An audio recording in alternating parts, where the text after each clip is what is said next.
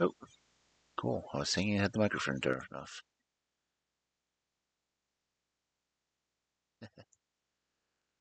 Anyway, back to singing. Oh, werewolves of London. Oh,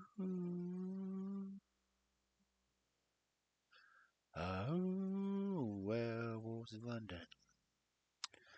Oh,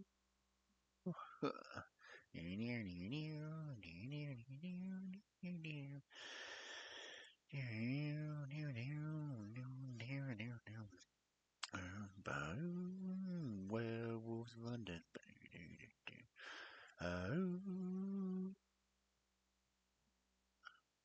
Oh, werewolves of London. Oh,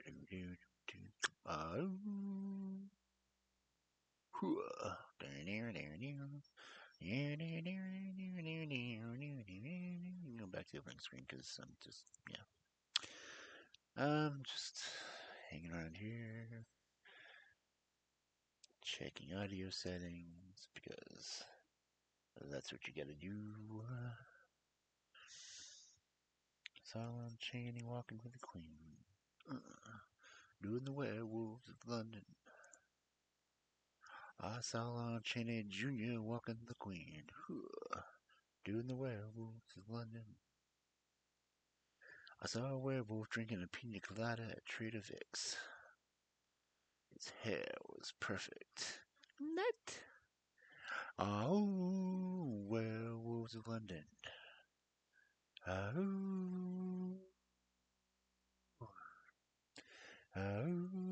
werewolves of London. There's that live message again. Cool.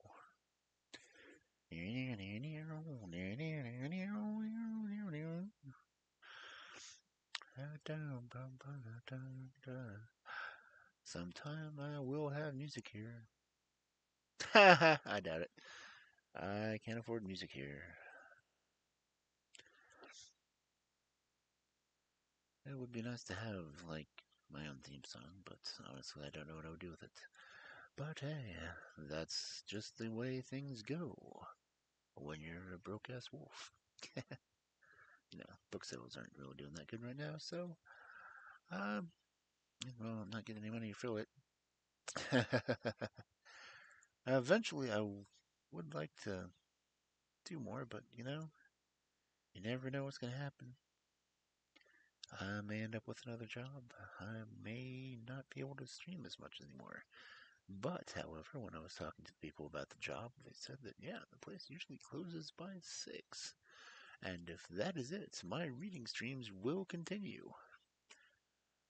And I would always like to be commissioned to do things, but honestly, I don't know what price to charge. Because I have no clue what I'm doing, and it should be clearly obvious by now that I don't.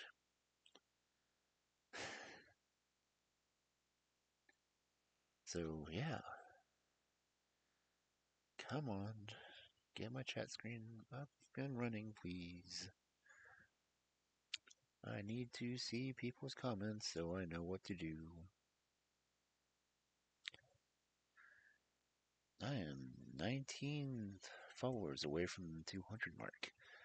Ain't that cool? And someday I may hit that too. But for now, I have no idea what I'm doing, and everyone should be fully aware of that.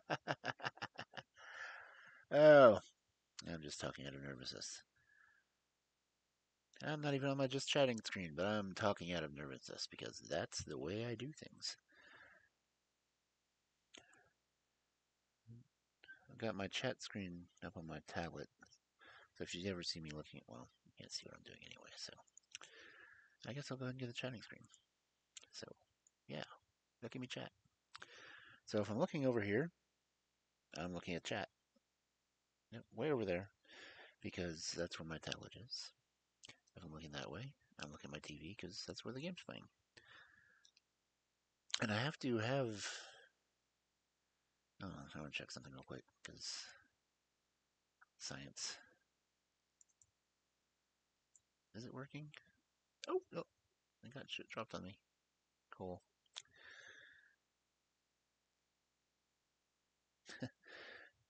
Wolfie, Wolfie, Wolfie. Okay, well, yeah. That is how things do. It is 7:58. Let me check the Twitters. See if I am indeed Twitter pated. Oh, well, I know I'm not Twitter pated. I haven't been Twitter pated for years.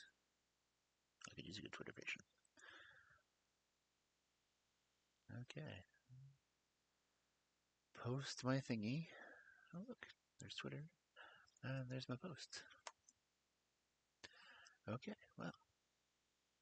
That's posting, and it does say that I is live. Because that is how we do. Let's see. Do I want to go to all the Discords? I'm on so many Discords, and so few of them ever respond to when I'm doing things. So there's that. What's really fun is I will be trying to do the character voices as we go along on here, and it is primarily a female character. There's going to be lots of bad accents everywhere, and I apologize for that.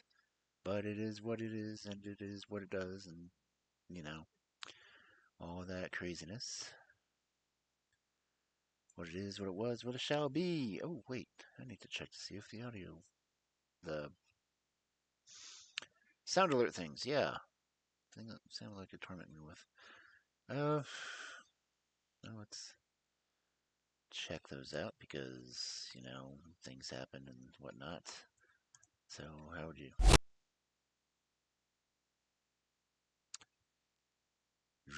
Okay, so that one's not working clearly.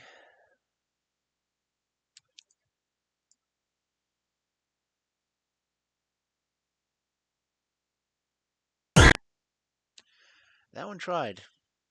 It tried. Oh, yeah, it did try. You will try.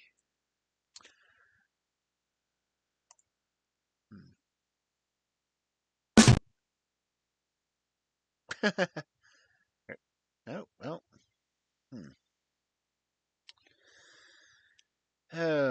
Sound alerts. Why must you vex me so? Let me. I don't really know if I can affect anything right now. Interact. Nothing with which to interact. Oh, isn't that about a female dog? Man. I know. If there's no scuff, are you really streaming? I'm gonna play my own at Woo because I like my Woo. It's very good at Woo when it plays.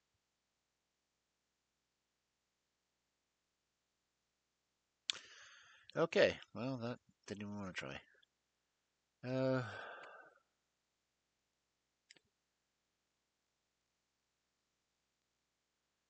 It's 8:02. I guess I could switch over to the game, but really bad for me to just be sitting here and not doing anything. But hey, that's what the people came here for. Sorta. Sorta, kinda. So, yeah. Game screen.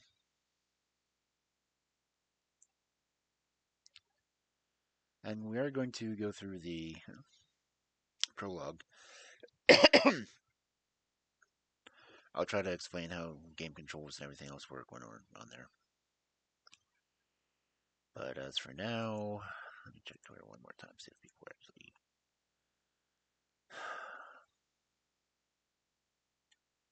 Yeah, Soldier liked the tweet.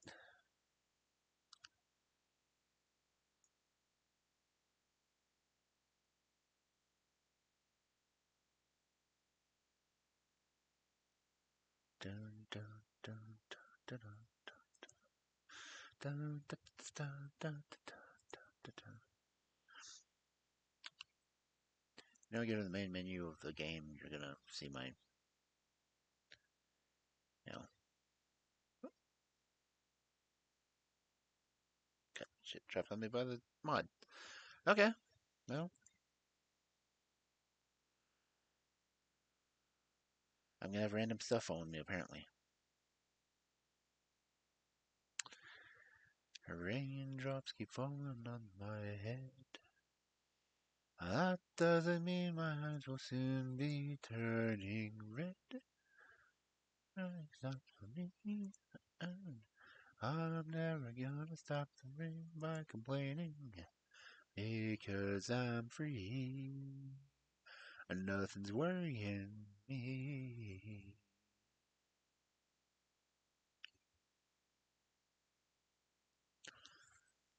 Okay, well.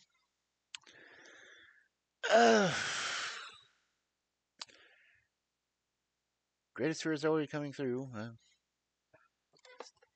A game that relies on stream and no one's here for chat. Well, go to the main menu.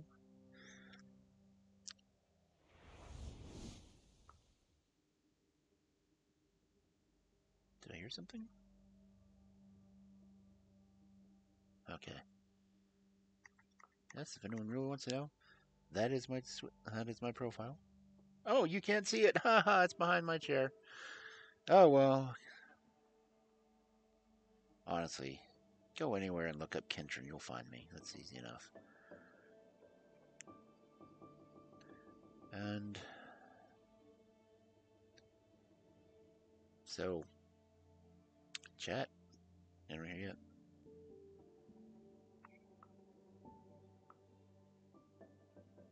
There we go. New game. Yes, delete my progress that I have not made yet.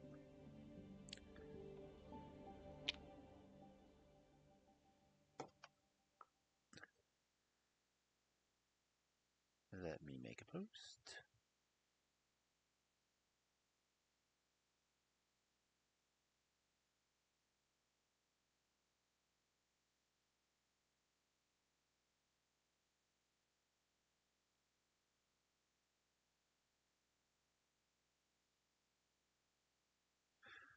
You guys make the choices for me in game as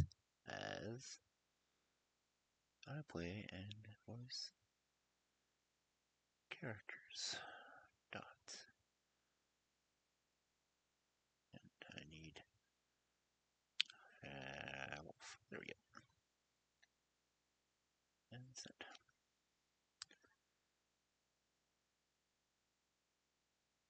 No, I don't want to copy. I want to. I need to pin that one there.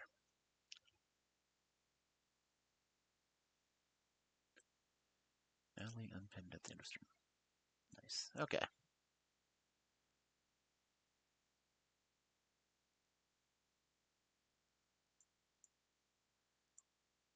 Okay.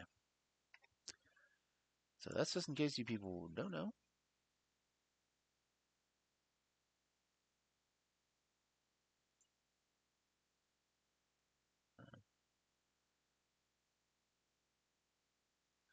Guess I gotta leave it up there because I don't know. I don't need to see it, but you guys need to see it.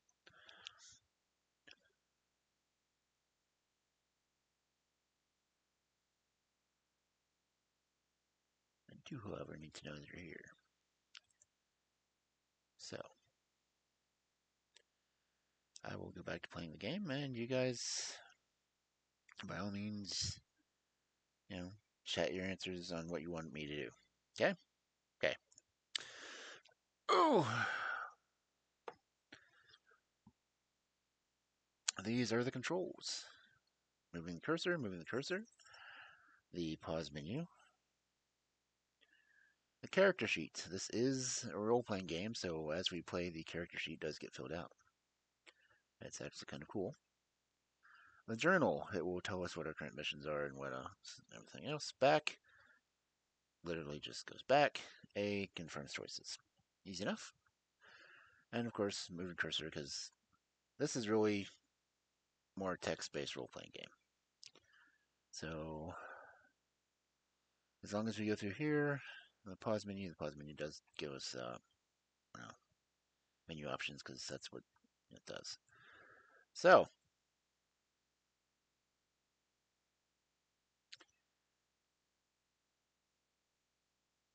I'm going to be sitting here blinking aimlessly for a while. You can tell. Okay. Prologue. Premonition. None. Let me adjust it here. Not later. Oop. I'm falling off the screen. No! Where am I? There I am. Get back on there. Okay. Start the chapter.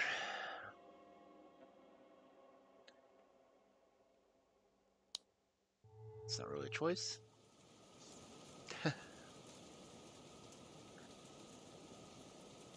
Okay. This is part of the tutorial, and it is really basic. It's easy, simple instructions to find out. The tutorial. This is a game about rage and how it helps us do things that need to be done as well as things we later regret. See, this is why it's up to you guys to make the choices, because I want to see how you handle things, and I want to know what the character she's going to look like at the end. Anyway, 3 options, because any options you do here, like these, I'll say it will be plus rage. So any of these answers, you will gain rage up here. They'll have options like if you have a certain number of willpower, if you have a certain number of health. So, if you have a certain number of rage, a certain number of willpower, a certain number of health, your options down here will determine, well, it'll give you the option. If it's completely blacked out, you can't do it. If it's red, it's the selected. If it's yellow, it's the viable option. So,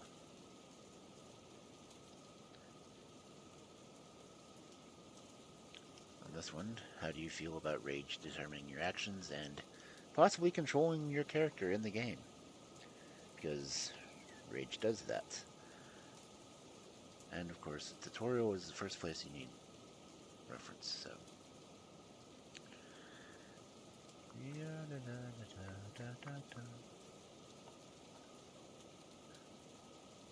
And no one's here.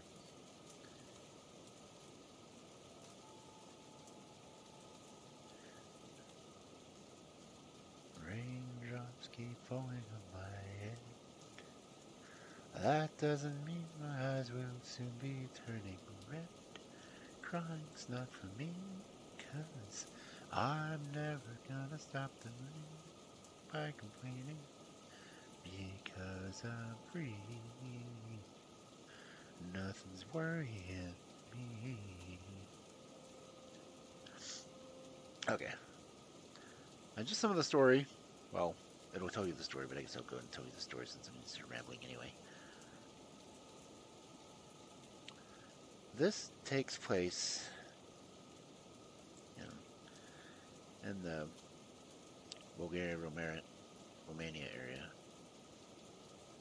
and the very old growth forest, which, as a fairy tale wolf, I know pretty well. But the timeline that they gave this, there was actually companies coming into the lava forest, and there were protests and everything else, and it just seemed to be a very natural setting for this particular game, because the game does deal with these same situations and how everything is handled, and so on and whatnot. So, let's just say that werewolves in this game can be considered eco-terrorists. It will elaborate more once we get further into the game, but choices are to be made, and this is the first choice of the game, even though it's part of the tutorial. And all 3 answers... Hey, Coyote! So I was just explaining the game to whoever's here. Now, this is part of the tutorial. These are the choices that it gives. Every now and then it'll give an option. Each one of these says it will give a point of rage, which will come up here, determining on what rage level you have, what willpower you have, and what health you have, will also change what abilities you have to choose.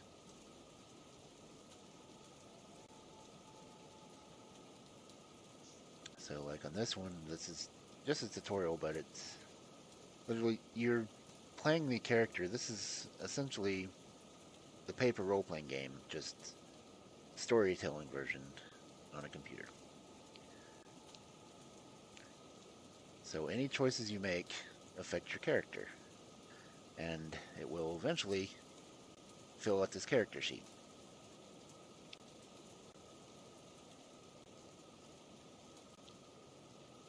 So this is current standing. Since it's just a tutorial, there's no information at all. As you go along through the game, you learn the different aspects of everything else. And the final thing at the end of the game, you will have a completed character sheet, which is really kind of cool.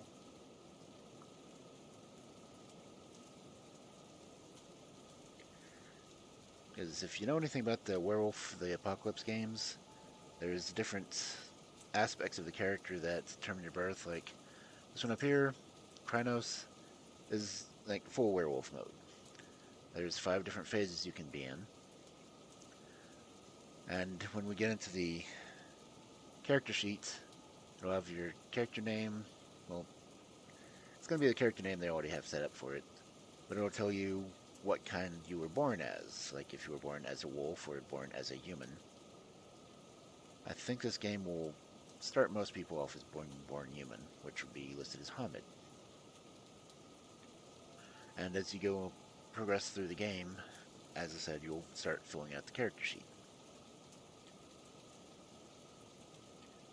And I wish I had done a screenshot of my character sheet the last playthrough I did, but I completely forgot to.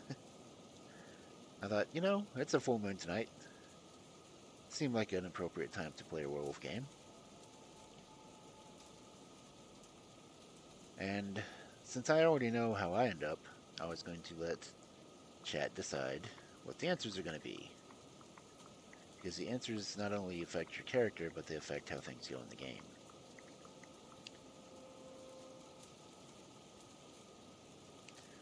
So, since you're here first, which option do you think I should choose?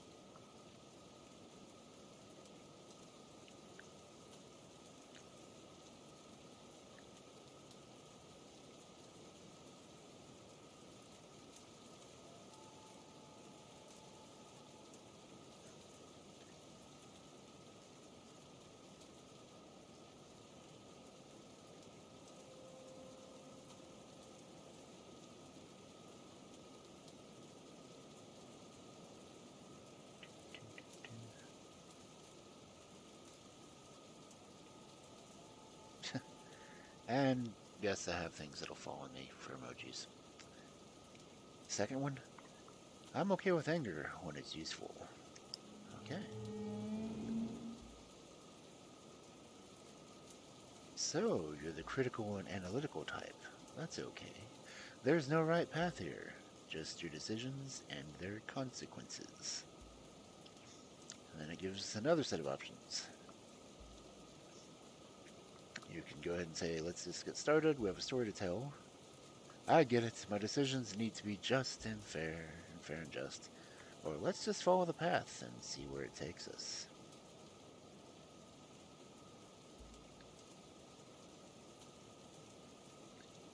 But notice, when you did the option, it gave you 3 rage. So you're up there.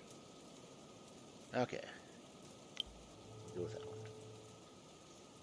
Alright, you got 1 for analytical. The forest. The woods are full of stars. They flicker, come closer, run away. They want me to chase them, to play hide and seek. Do you hunt? Do you observe? Or do you hide?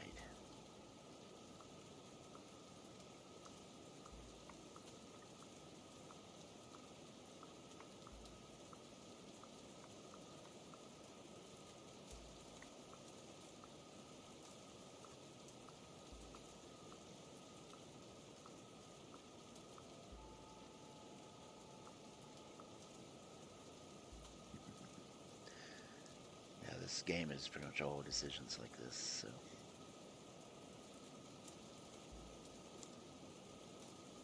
Okay, let's observe then. So you got Inspiring, Analytical, and 1 point in Spiritual. And it's talking about the journal. It is pretty much the list of quests that you have to do. The tutorial, gain lose points on that one. Let's see. Your health is your life force. Come on. Nope. Nothing else in the journal yet. Okay. I watch they dance around the tree trunks, float up on the gust of wind that shiver through the branches, disappear among the leaves. There are words in their dance, but I don't understand them. Not yet. Then they bunch up and fly towards me like an arrow, rushing down. Soon they're upon me, but just before the spear of light pierces my breast, they disappear, and the dark of the night returns. You're balanced so far. In the darkness, I feel the tangled roots of stories keeping the forest alive, and I can hear the spirits asking me to judge the enemy. I open my eyes. And since there's no choice here, and then I wake up.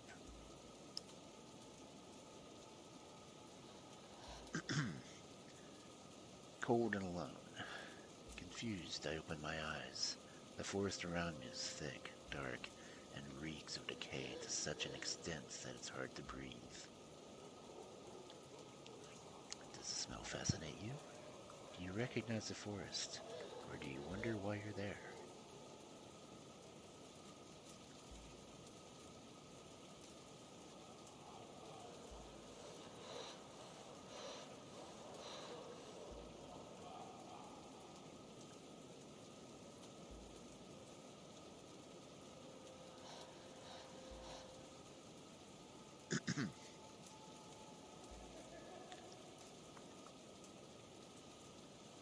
You wonder why you're there.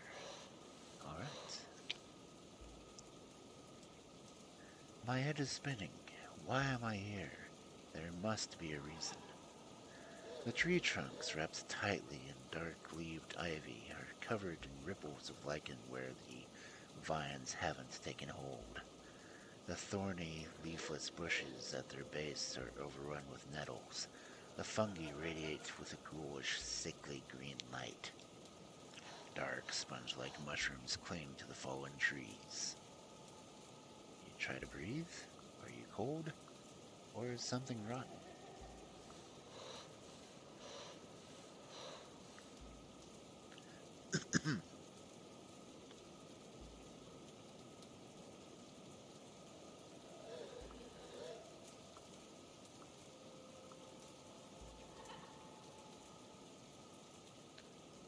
Oh, look, it's actually filled out the name already.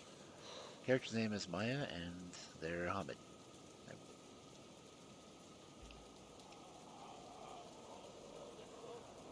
Let's see.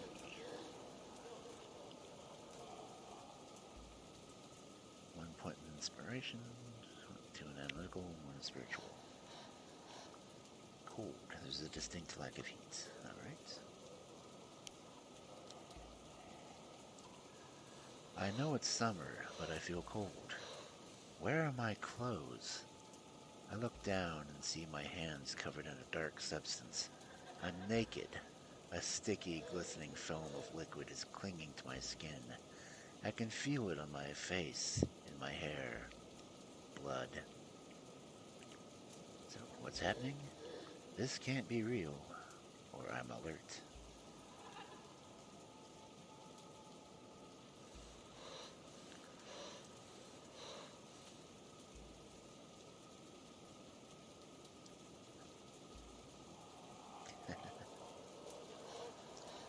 Everyone wakes up naked and covered in blood, right? Now is the time to be alert. Oh, you got 2 points in spiritual now. Nature is never quiet. The leaves rustle in the wind. Small creatures scuttle in the undergrowth. There is a whisper. I don't understand what it means, but the word resonates in my head. Garou. What said that? There's a severed head right in front of me. Severed head time. Okay, I got 2 spiritual, 2 analytical. Now, you have willpower. You have 2 points, so if you use this one, you will lose 1 point of willpower. If you decide that you're going to be sick, you will lose a point of rage.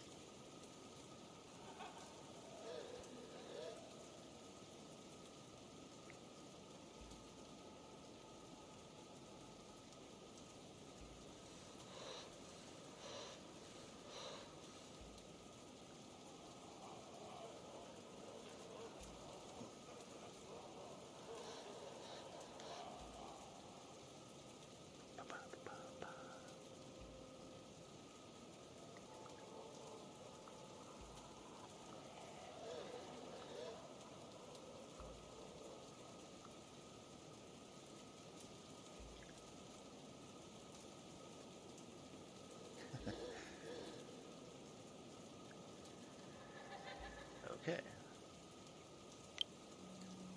Notice. Point of rage gone. The face is contorted, the eyes bulging, the mouth open, and the tongue stuck out. It's obscene. I feel bile rising in my throat, and I start to retch, and then eyes open in the darkness. Is it the enemy, or are you curious who it is?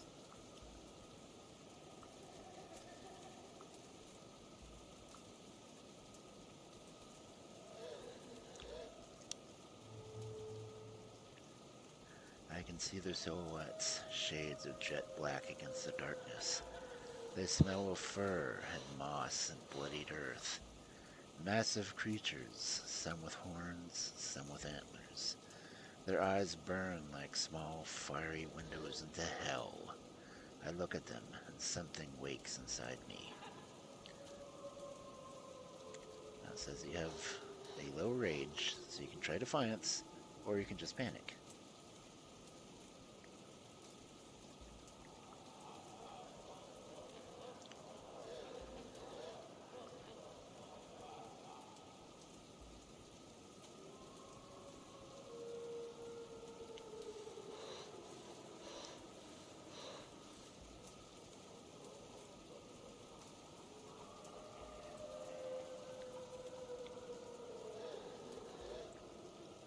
That's a lot of howling. Defiance. They tell me stories of their lost battles and dying hopes, and I say no. I tell them my stories of the enemy and how they are so stupid, so clueless that we almost feel pity as we kill them. They listen and laugh. I laugh with them. In a moment of clarity, I almost understand what the forest wants from me. And then I wake up.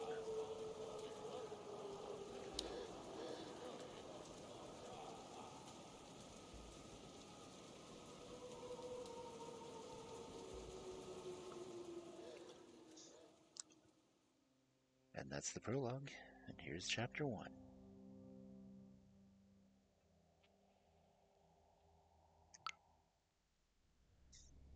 Dreams. Maya!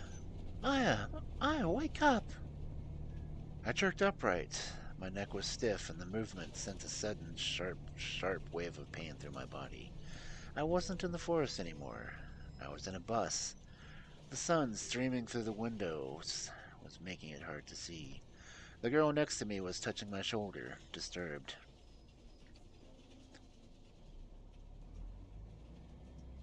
Do you snap at her, or do you want to know what happened?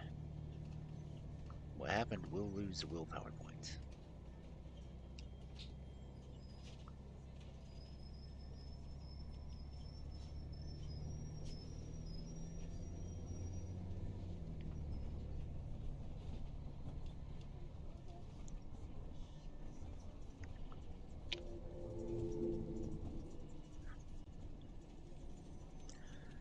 what happened? Overcome with the urge to push her away was hard. She looked at me concerned. You were laughing, like maniacally.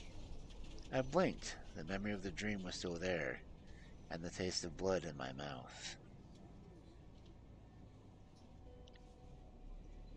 Did you look outside, or were you glad that you weren't alone?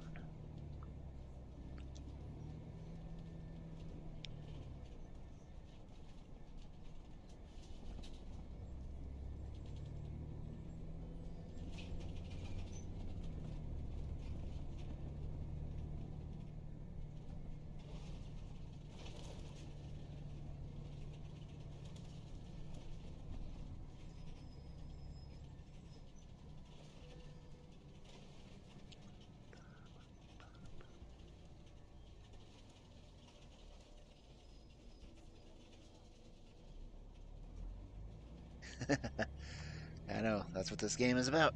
Making decisions.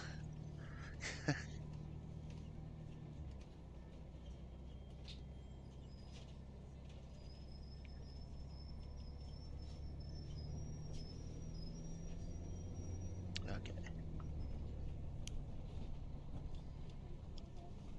Thank you for coming with me, I said. The girl next to me smiled. I think we're almost there. Her name was Anya. We'd met a couple of weeks earlier on the orientation day. She was from Norway, a tall, broad-shouldered, calm person who wore her hair in long braids. Somehow, I'd managed to talk her into this crazy field trip across the land of my ancestors. Are you there to study medicine? Or does she seem excited?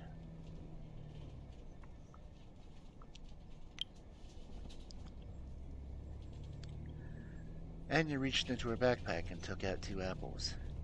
I'm really happy we decided to come, she said. Yeah, I said, offering her some of my cabanossi, dried, meaty sausages that were so much better than the original Polish ones back in the US. I was glad Anya had decided to come with me. I had problems keeping friends around and really needed one.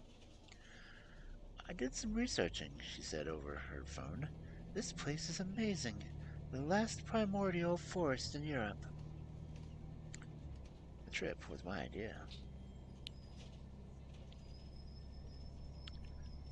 Our summer language course was starting in a few weeks, and I'd managed to talk Anya into skipping the tours of concentration camps and old churches, and visiting Bilowieza National Park with me instead. So far, it's beautiful, she said, her eyes smiling. But why are we here again? Good question. Ouch. Why were we there? There being Bilowieza, a small village in northeast Poland near the border of Belarus. It was famous for its national park, the very last European bison, and, according to a quick web search, occasional tensions between far-right troublemakers and the local Belarusian community. The most honest answer would have been, because I've been dreaming about the forest in Belorusia since I can remember. But people didn't understand when I said things like that. I looked into her eyes. Do you keep it simple to not freak her out? Can you tell her as much as you can? Or will you tell her everything?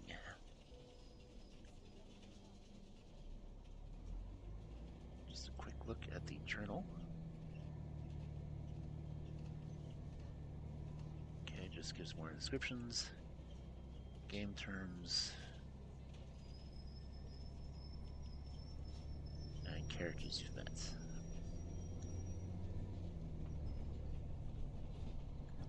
And look at the character sheet.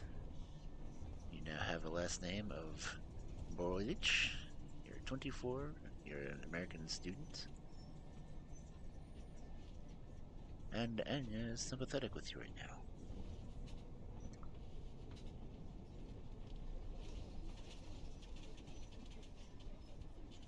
Keep it simple. We can do that.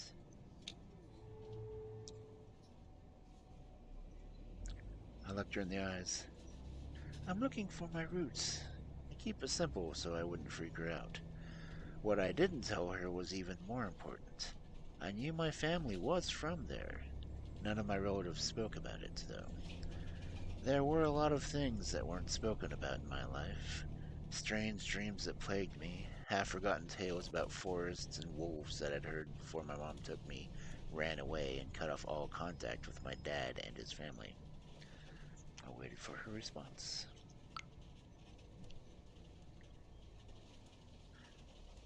Anya fell silent for a moment.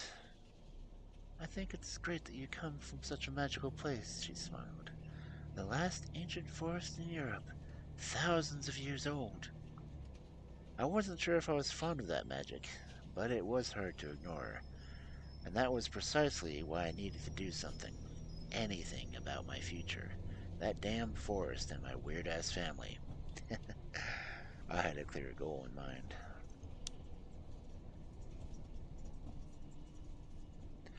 I wasn't there by mistake. I'd planned this trip for months with a clear goal in mind. Are you there to face the forest? Are you there to learn about your roots? Or are you there to figure out your destiny?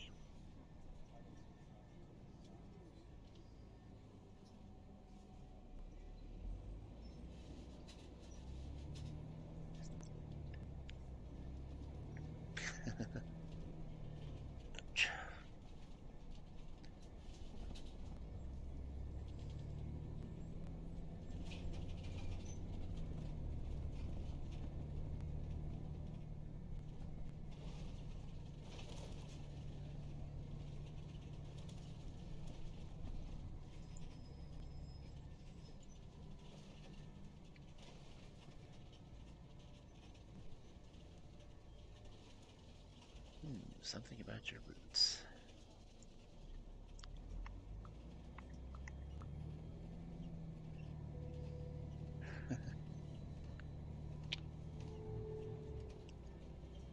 And then it gave you a goal. Learn about your family history. My grandfather's stories, the secrets, my mother running away. There was a mystery in my past. It was time I uncovered the truth about who I was. But honestly, I had no idea what to expect.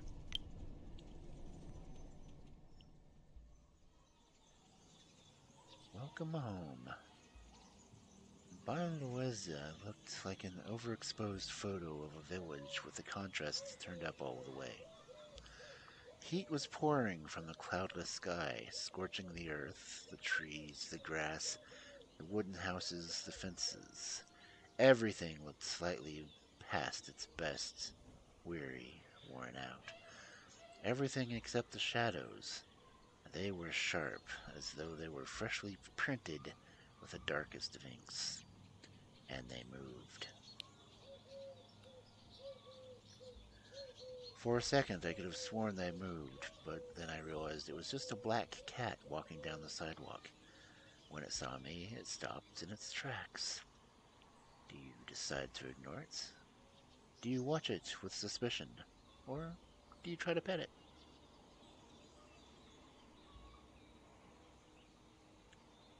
Is it a sussy cat? Do you ignore it? Or is it a nice kitty?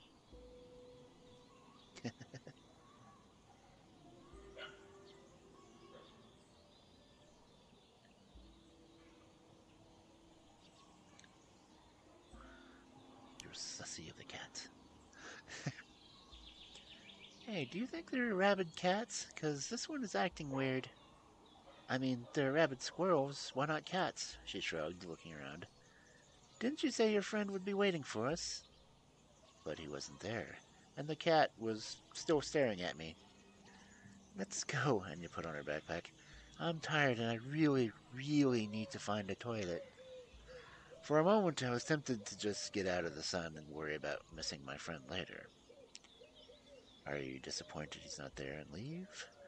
Or do you wait to meet him because it's just too important?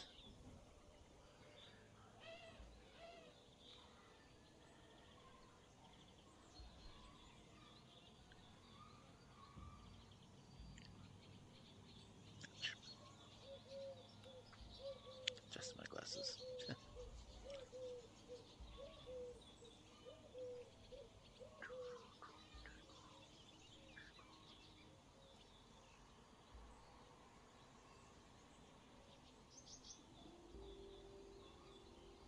disappointed.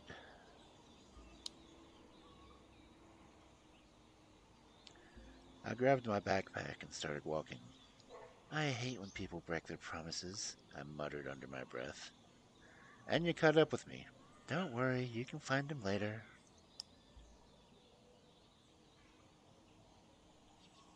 At the bed and breakfast.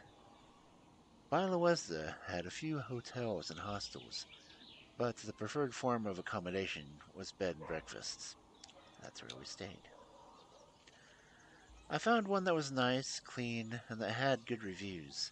We had a room on the second floor with a huge window and a great view of the forest. We dropped off our stuff and freshened up a bit. Maybe we should have waited for your friend, Anya asked, concerned. I shrugged. I'll find him sooner or later.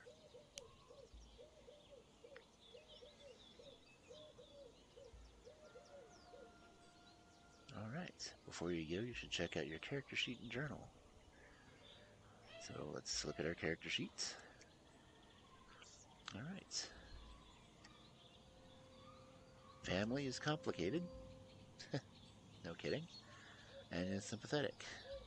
Your current goal is to learn your family's history. Pursue to regain willpower. You have 1 in cunning, 3 in spiritual, 2 in analytical, 1 in inspiring, and nothing in brave yet. And for the journal, just learning. Let's see. Rage allows Maya to overcome any obstacles that also make her aggressive and hard to control. Explains willpower and characters. You only have the 1 character on there so far, and that's Anya.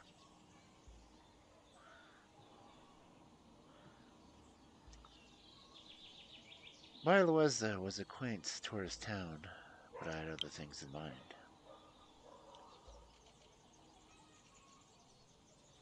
And here's the first map. Let's see, when you complete one of the goals, you get willpower back. But some of the questions on here will actually help you get willpower as well. So, the lay of the land. I had a clear goal in mind. My family was entangled with this town and the forest.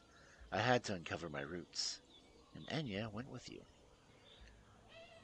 So we can explore the town or go to the forest.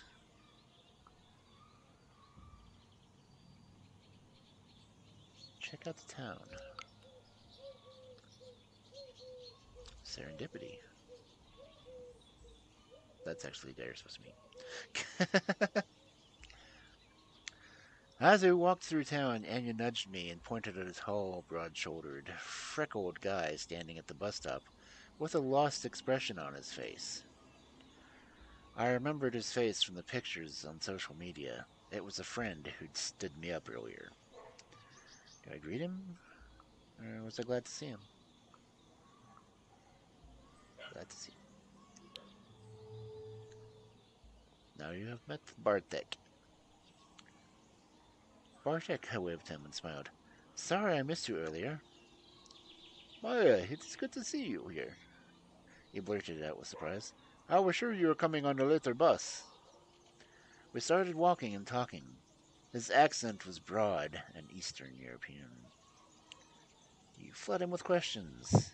You noticed that Anya liked him, or I caught him looking at me.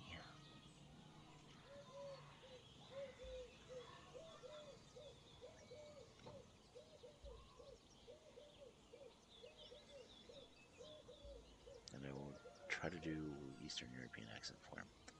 I flooded him with questions. Luckily, he loved talking about his home, so when I flooded him with questions, he kindly obliged. He talked about how the village had become a tourist destination, how the logging business moved to a nearby town, how the trains had stopped coming at the local station had been turned into a hotel for wealthy foreign hunters. Dozens and dozens of bison statues scattered around the village watched us indifferently. We walked along the only street in the village near the center, if you could call it that. Every house had a garden, and the air was dense with the fragrance of flowers. I took a deep breath. You got towards the family goal. How did you manage to trace the name I gave you? I asked. Bartek shook his head. Nothing, absolutely nothing. Sorry. He was avoiding my eyes. A trickle of sweat ran down his temple.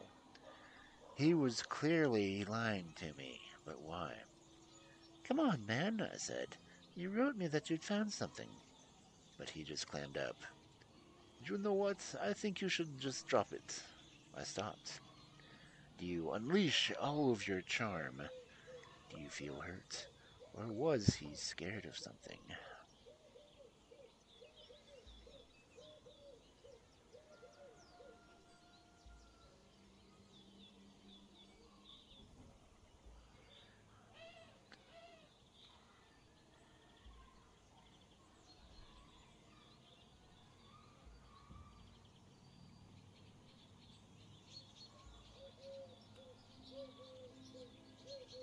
He was scared of something.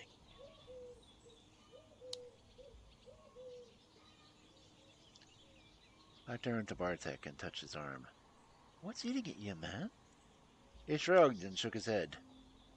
You can tell us, and you added gently. Do you taunt him, or give him some time? And remember, you're down to your last willpower point. Okay.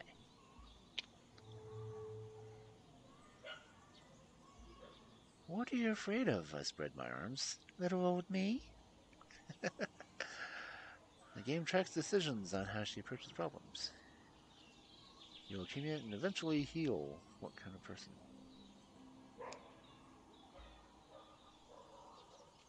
Okay.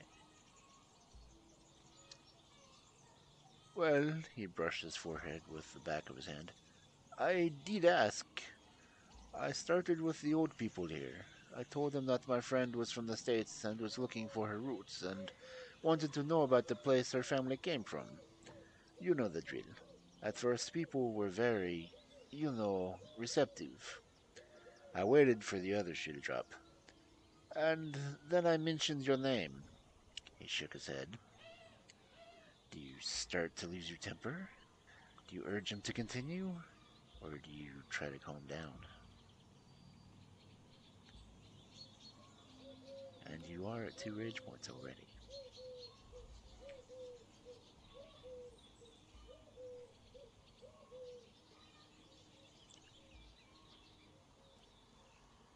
Urged him.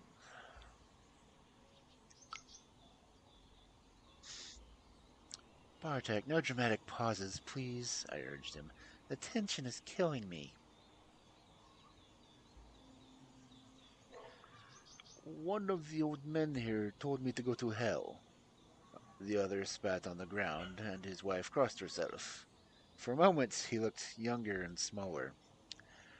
And then I told my old grandmother told me to stop asking. She said something else as well. I tensed up. What? I asked. She told me to pray for you. Suddenly, the sweet golden afternoon wasn't so sweet and golden anymore. Does that pique your interest? Who was I?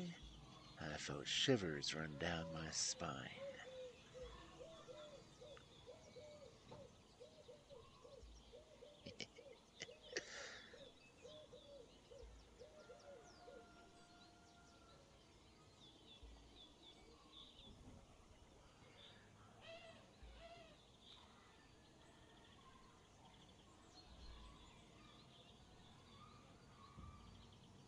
Ah, that piqued my interest.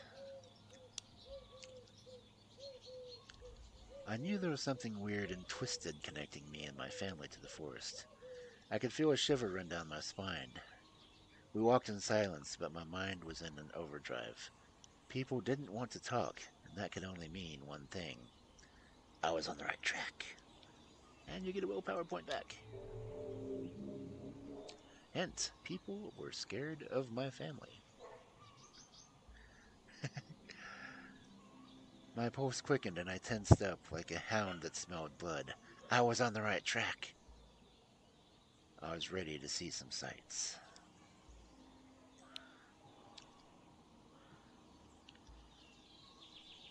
Time to see the sights, I nodded to Bartek. Show me everything this place has to offer. We walked through the village, bathed in the sharp rays of the summer sun. It was a lazy afternoon, disturbed only by the occasional passing car throwing up clouds of dust that hung in the air long after the vehicle was gone. Anya was walking close to Bartek, asking him about every little detail in the village. People were relaxing or working in their yards, dogs were barking, and every cat we passed froze to look at us. People went about their day, though, giving us wary stares from time to time. The hell?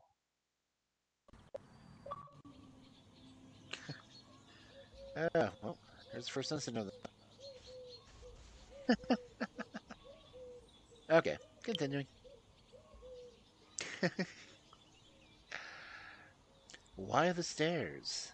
I expected fewer stares.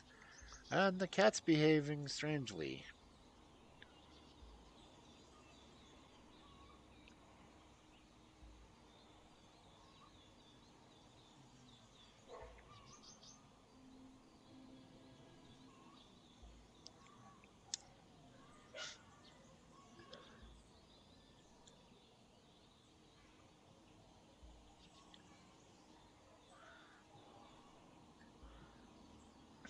I expected fewer stares. That's such a weird option. And again with the cats. What's with the cats? Why is everyone staring?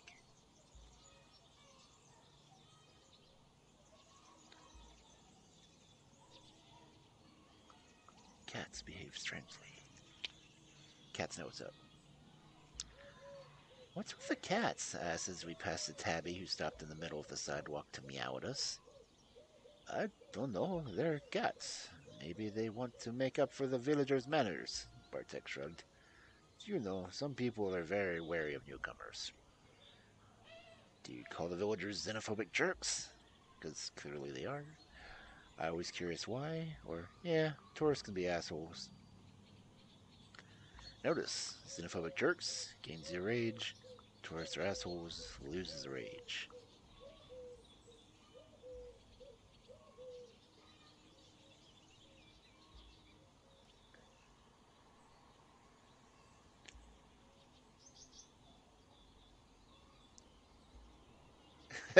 Tourists are assholes, personal experience. Yes, yes they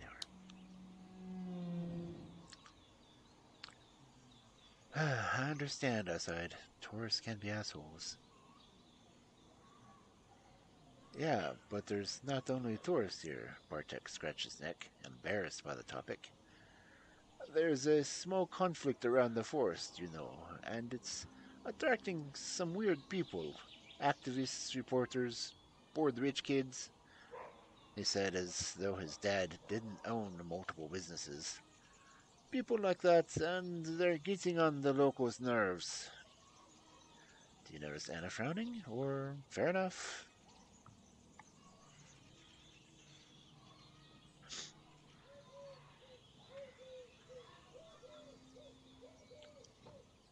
Ooh, you notice? Anya looked skeptical. I looked up the conflict online, she said, and it didn't look so small. It looked pretty important, actually. For a moment, Bartek looked like he was lost for words. Well, you're not one of those crazies, are you? You're like almost local, he said, smiled. So, what would you like to see in the village of your ancestors? He spread his arms as if to show me all the splendor the village had to offer. What do you suggest? Map time. The cats were watching every move as we walked along the empty streets. I walk the lonely streets, the only night I will talk alone. Do you look for new friends? Do you visit family graves? Or do you see about lost hopes and strange dreams.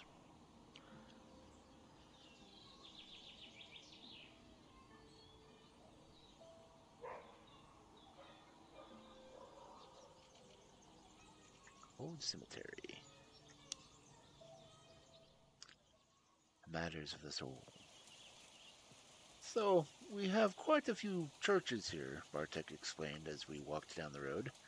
2 Orthodox, 1 Catholic, and even 1 Baptist church, he said, as though it were something uncommon. There, it would be uncommon, honestly.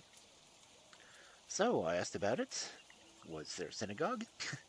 And it seemed like a lot of churches.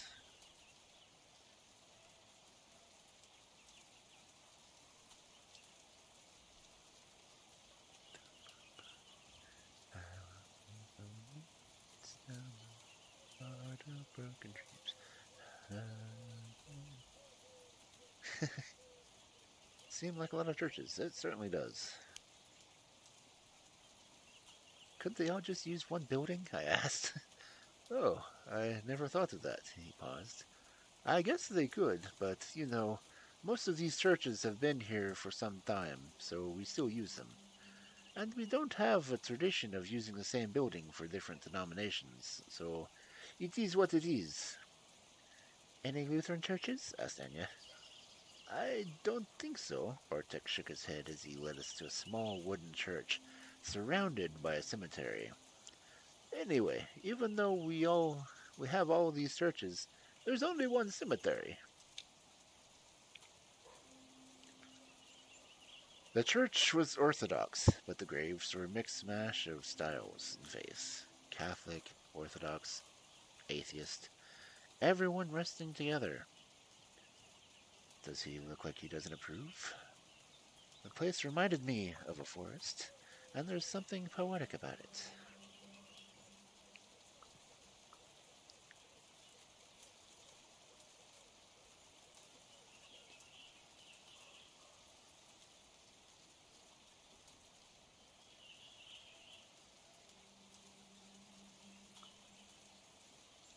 The place reminded me of a forest. It's like in the forest, I said, looking at the spruces growing among the graves. It's full of death. What's fallen stays where it fell. There's all kinds of trees, bushes, animals, and life is growing out of all of it. Bartek didn't look convinced. Yeah, maybe. He looked at the cemetery, and for a moment he seemed lost in his thoughts. All of my family lies here, he said. I mean, the ones that are dead. Hey, what do you think? What do you think happens when you die? I hoped for something fair. You leave an echo. Or, I don't know. You leave an echo. That's true, actually. Echoes. You echo for some time, a ripple. I think that everything in this world has a trace. I was looking for the right word. An aura, emanation, call it what you want. And it doesn't dissolve right away. Bartek seemed unsure. Is that like a New Age thing? He looked over the cemetery fence. Anyway, this is it. The spiritual heart of Biloetza. We can go see something else if you'd like. So that's where he stood. I wanted to go in, and he clearly was scared to let me enter the cemetery. Look at that sheet real quick. You were up to 5 on spiritual. Because, yeah, that's what's going on. Let's see. People are scared of the family. Bartek is sympathetic.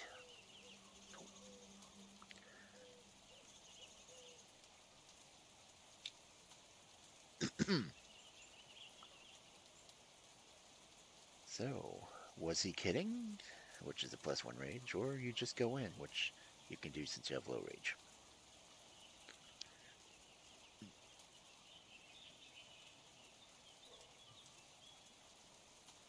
Just went in. Oh, damn it. Sorry. Well, let me go back. Sorry about that.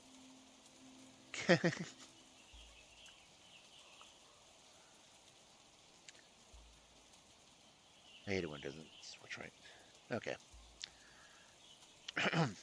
Are you kidding me? I didn't come here to look at something. I came here to look for something. And we're going to look. Bartek shifted uncomfortably. I don't know if that's a good idea. But why? Or was he hiding something?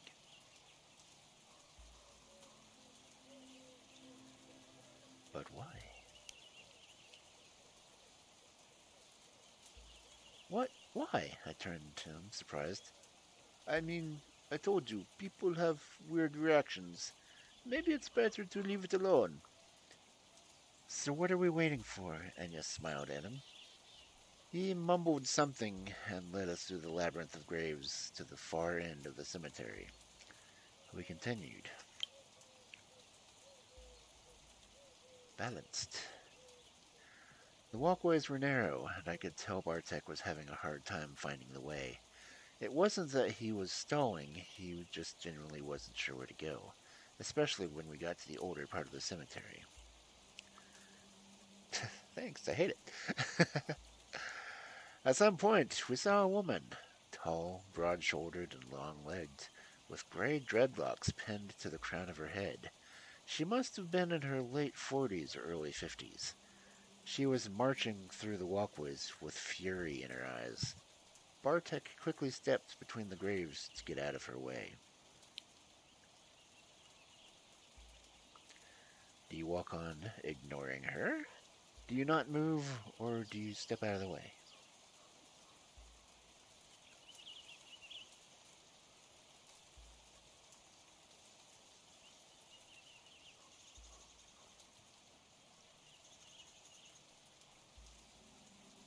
You don't move.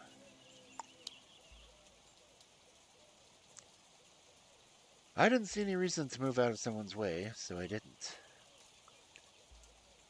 Are you lost? Asked the woman in Polish, looking at me with surprising concern. I was good, or I asked for directions.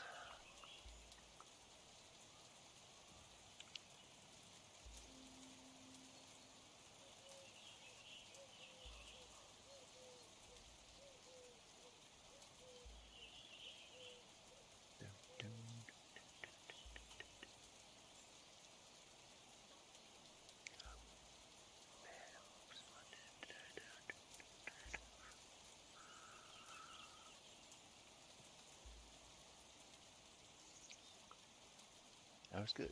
People seem to hate the name. All right. I was good. No, thanks, I'm good, I answered. When she heard my English, she rolled her eyes. Good, she said, and kept walking, only to stop after a few steps. Hey, are you here with Cornel? What? She shook her head. Never mind, have a nice day. Do you let her go, or do you go after her?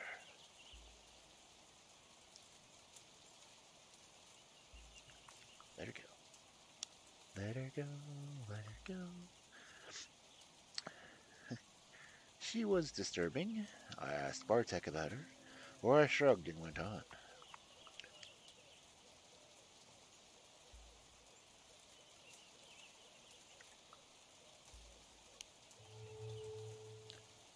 And now you've been introduced to Olga. Who was that? I asked, watching the woman leave. Bartek winced. Oh, that's Olga. She's a local activist. She left Bailuetza when she was 18 or something and returned a few years back with the notion she was going to change this place. We continued to the far corner of the cemetery. There, seemingly forgotten and covered with moss, was a lonely grave. It was damaged. The tombstone was broken, deliberately. Someone had obviously smashed it with a hammer. The name was half erased. The plaque was also damaged. Someone had tried to scratch out the name, but the letters were still visible. There was a circle around the grave. There was a circle of coarse salt around the grave. I'm sorry, Bartek sighed. I didn't want you to see that. I need to know who did this. Was it because of me? Or I looked around carefully.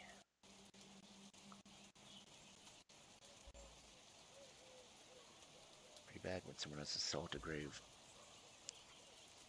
It's a grave assault. Haha.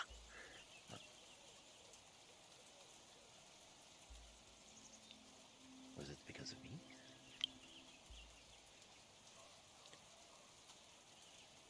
Is it because you asked about me? I asked through clenched teeth. He shook his head. The first thing I did when you gave me the name was come here. It was already like that. Anya squatted and looked at the plaque.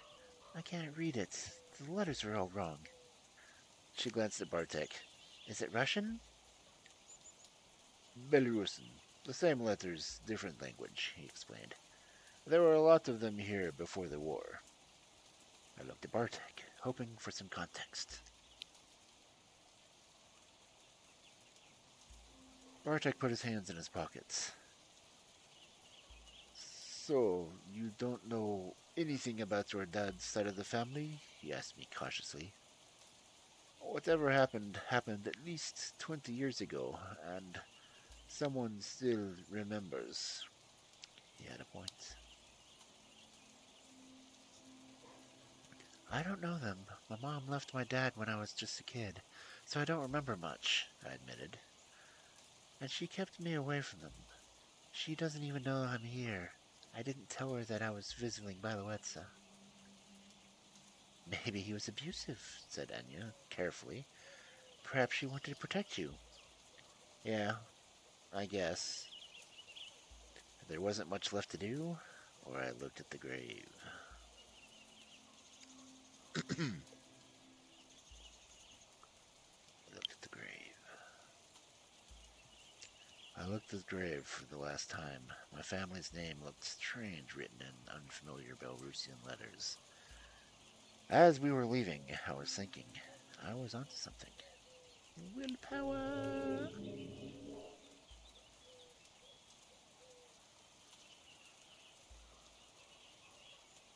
There was something unnatural about my family, and me coming to Biloetza had stirred up some old demons. I had to find out what were my ancestors doing here, and who they were. Without thoughts, I left the cemetery.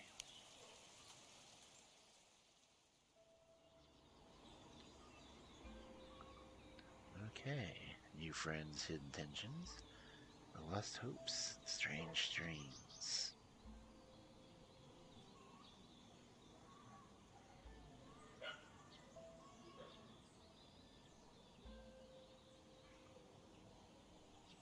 And I can't tell if that's barking in the game or if my neighbor's dog is barking.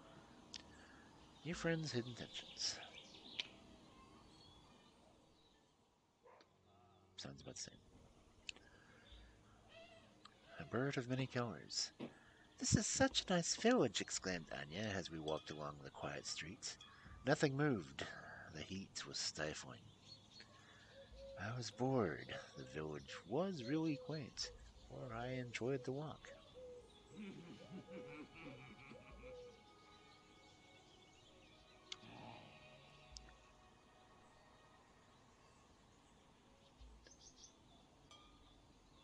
The village was really quaint. Quite quaint. It's quaint, I carefully admitted. Is that a nice way of saying it's a shithole? Bartek made a disgusted face, but we burst into laughing.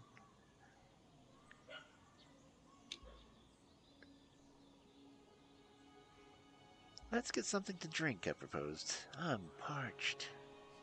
The local store was a large mini-mart with all kinds of goods, from beer and vegetables to notebooks and pens. There was a bench near the entrance, and on it were a few local drunks. I prepared myself for a confrontation, but nothing happened. They threw me an appraising glance, murmured something, and let us be. Do you decide to tease them a bit? Are you assessing their threat? Or they were just creepy, man.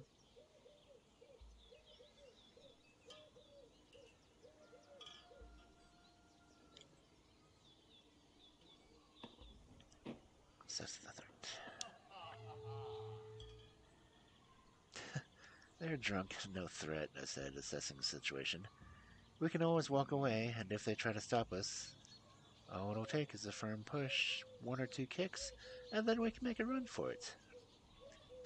Why do you even plan things like that? Anya shook her head in disbelief. My stepdad sent me to a self-defense course when I was 12, I shrugged, to help me with my anger management issues. We spent some time inside browsing through the Latvian, Lithuanian, and Belarusian goods. Why was there almost nothing Polish here? And who in their right mind drinks coriander soda? I mean, seriously, coriander soda. I was putting the soda back on the shelf when we heard a commotion coming from outside. Loud voices.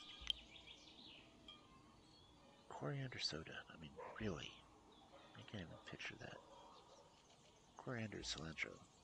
I just... blah. Some slurs, some curses, and a clear, mocking, polite, "I'm so sorry, darlings, I don't understand. Do you like my skirt?" Oh, fuck, Bartek murmured under his breath. Do you want in? Do you look outside, or do you try to stay out of it?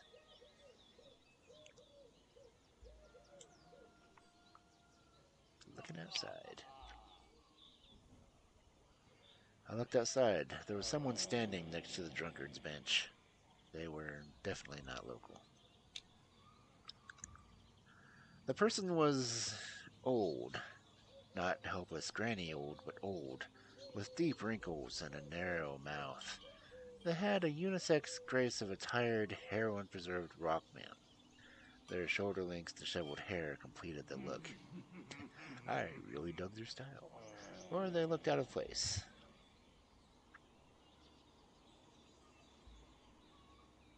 It's talking about her up here. They looked out of place.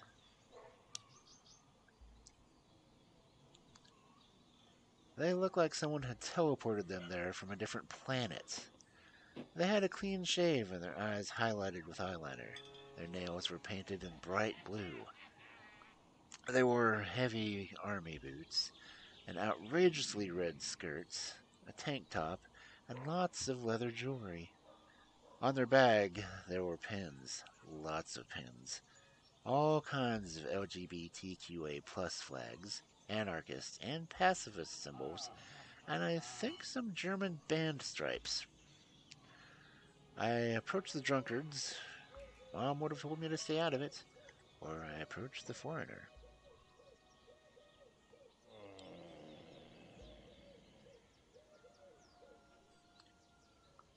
Mom would have told me to stay out of it. Don't get involved, my mother always told me. You keep getting into trouble. You don't want to get into trouble abroad where there's no one to help you. But that was the problem, wasn't it? I always managed to get involved. I couldn't just let it go, even now. So, approach the drunkards or approach the foreigner?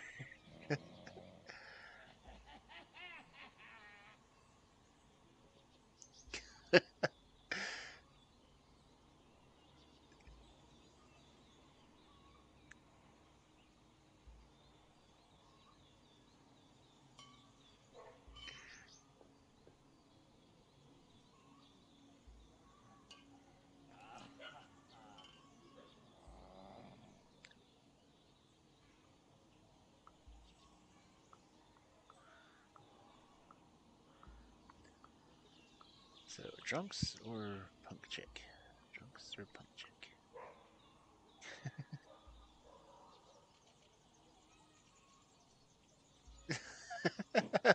Unfortunately, I'm not a good listener, and I approached the foreigner. And now you're meeting Kim. I smiled and, ignoring the men, approached the foreigner. Hi, I'm Maya. I just got here, I said. They looked at me with a serene smile. Nice to meet you, Maya, they said with an unmistakable German accent. I guess I should do a German accent for her. I'm Kim. I pointed at the drunks. We started talking. Or do you suggest that they should leave?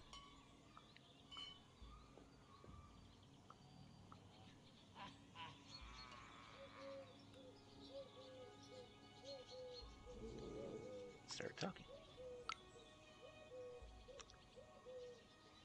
What brings you here? I asked. In Bailoetza, I mean. I came to see the forest and to protect it. He sounded deadly serious. Me and my friends heard about what's happening here, and we decided to come and help.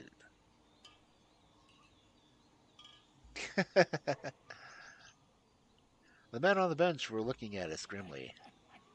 Hey, someone said suddenly from behind our back. Kim smiled, and the three men on the bench stiffened. I turned around. The woman approaching us had the longest, thickest braids I'd ever seen, as thick as my arm. Dang. There was something faintly Asian about her facial features, and the men on the bench looked at her with difference. You should stop drinking that moonshine. It makes you pick fights you can't win, she said. Are you ready for a fight? Or does she look ferocious?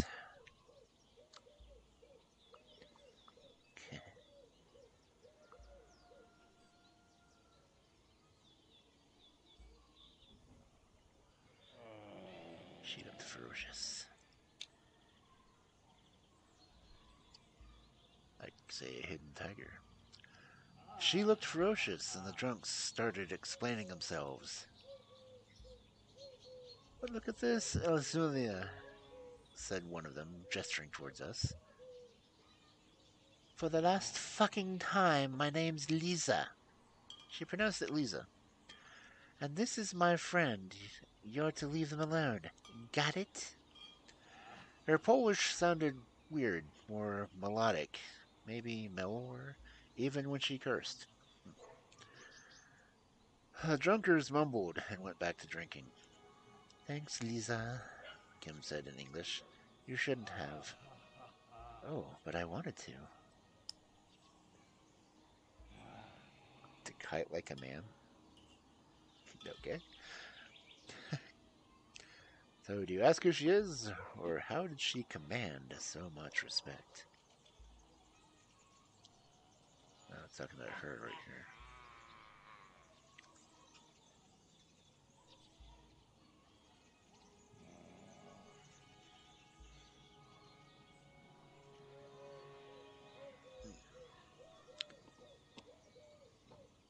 How did she command so much respect? Because she kicks people's asses, that's why. Why did they listen to you, I asked.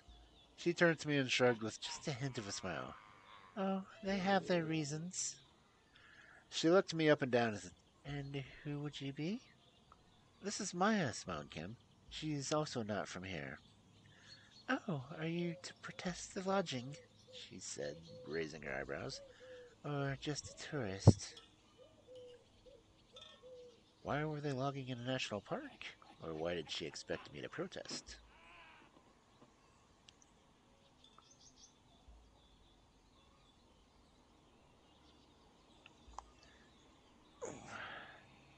This actually gets into the real history of the forest area because there was issues, I think, in 2014.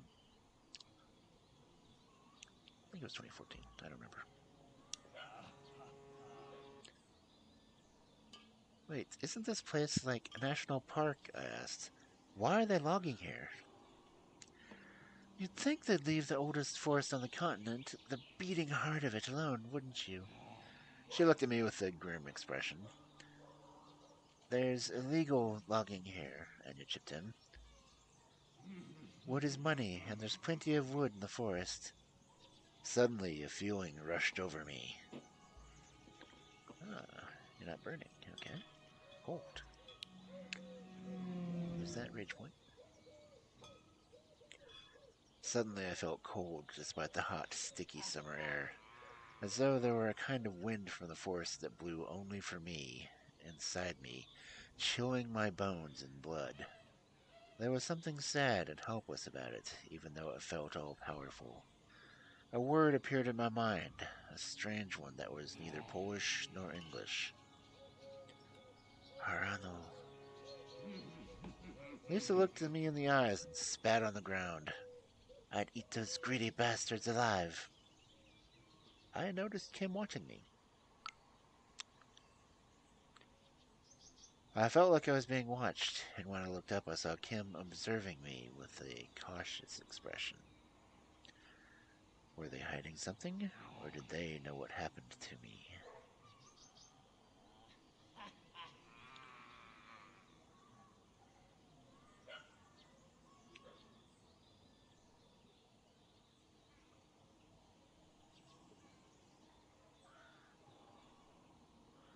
They knew what happened.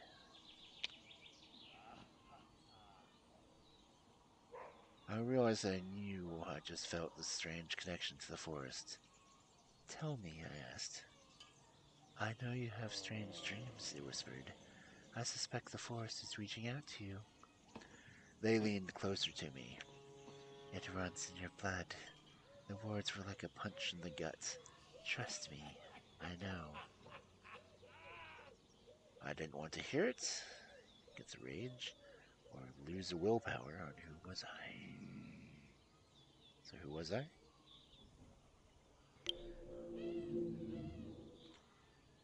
Who am I? I asked quietly. You can see the invisible, they said, looking me in the eyes. You'll find the way. Suddenly, I felt confident and got that willpower back.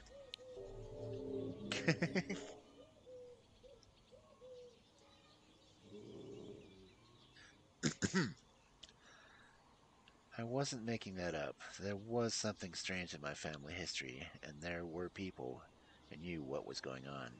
Before I could ask more, Anya and Bartek approached, and Kim shook their head, silencing me. Meet us tomorrow at the logging site. They blew me a kiss, put their arm around Lisa, and walked away. We decided to leave as well.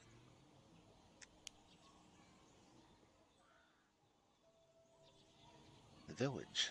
I kept looking over my shoulder, but no one was following us. Only one option left. Lost hopes and strange dreams.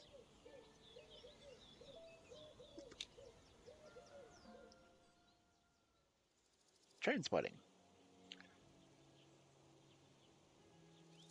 Bartek wants to show us the most picturesque spot in the area, said Anya.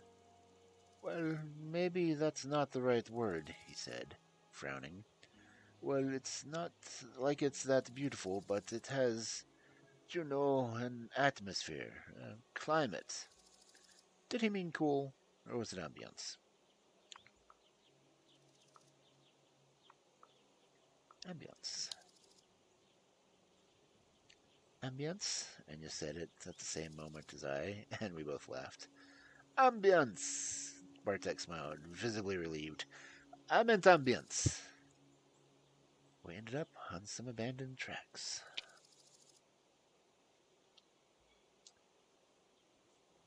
Since rage is low.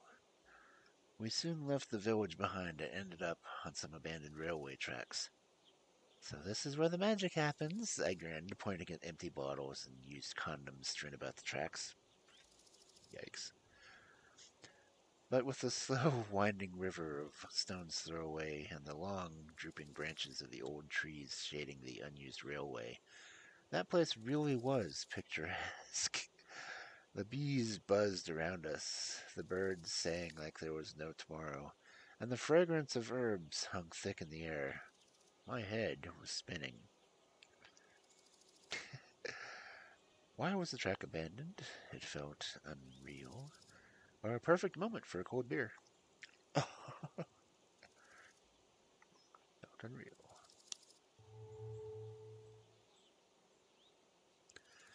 I wasn't sure if it was the heat or the smell of the herbs, but the whole scene seemed unreal. The river slid by our left like a giant snake. Bees zigzagged through the air in sync, and the trees watched us. Every nook and hollow in their trunks sheltered a prying eye. Was it scary, or did you open yourself to the experience?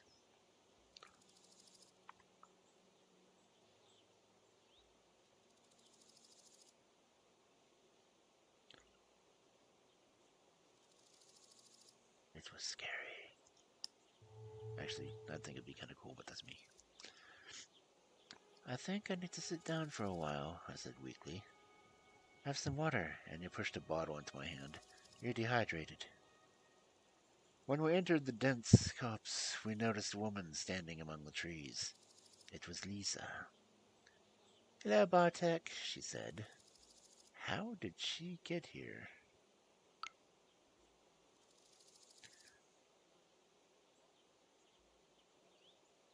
How did you get here so fast? I couldn't help but ask. There are shortcuts. She didn't elaborate. Hello, Elizabeth Danilova, answered Bartek. I could hear something in his voice. Was it fear? Respect? Anger? I couldn't place it. She smiled. Do you mind if I join you? She asked. I'd rather walk alone. I noticed Bartek getting tense. And sure, I didn't mind.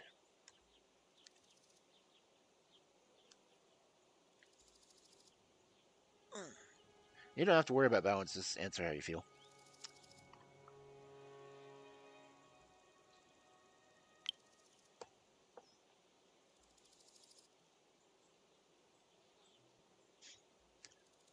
So what's the story with you two? I asked Bartek. She's from around here, he shook his head. But she helps with the protests. You know, Lisa turned to me, the protests against the logging that his father so eagerly promotes. Bartek winced and snapped, I guess. Sorry, shouldn't we coexist with the forest? That means taking what we need to survive, just as everything does. 6,000 trucks of wood isn't taking what you need, kid. He threw me a glance, looking for help. Does she have a point, or did people need to have jobs?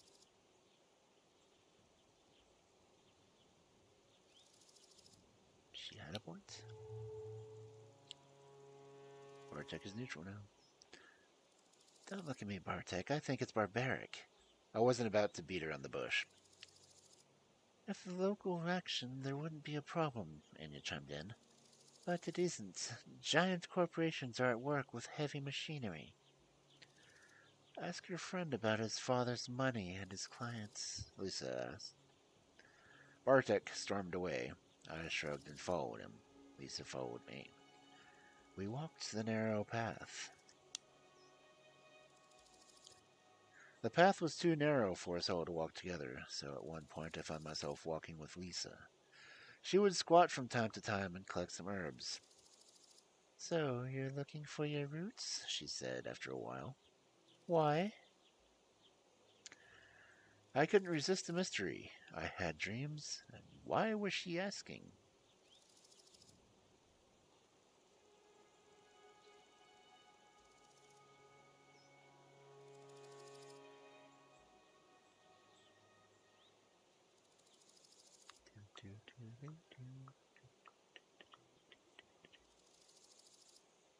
Why was she asking? Good question. Ooh, cunning went up a level. What's it to you? I asked. I could use any help I get, just as long as there's no strings attached. She laughed a throaty laugh. You're a smart one, aren't you? Sit down with me. She nestled among the roots of an old tree, and reached into her basket, and took out a blunt. Let's have a smoke, and I'll tell you a story. She noticed I hesitated. You need to hear it. Do you take the blunt, or do you just sit down?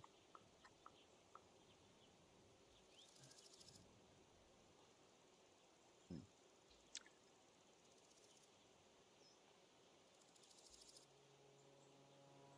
Okay, no blunt for you. Tangled roots. Lisa let out a cloud of smoke and started talking. From what I learned from Bartek's grandma, you're asking the wrong questions about the wrong people. Do you decide to cut to the chase? Why shouldn't I be asking about my family? Or her voice was soothing.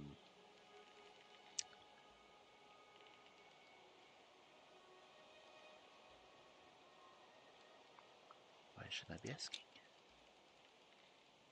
I was asking about my family, I pointed out. But not the right branch of the family, she said. Your grandfather wasn't from this village. This is a tainted land, girl, she continued. So much blood was spilled that Pushka almost lost her mind. Pushka? Or her?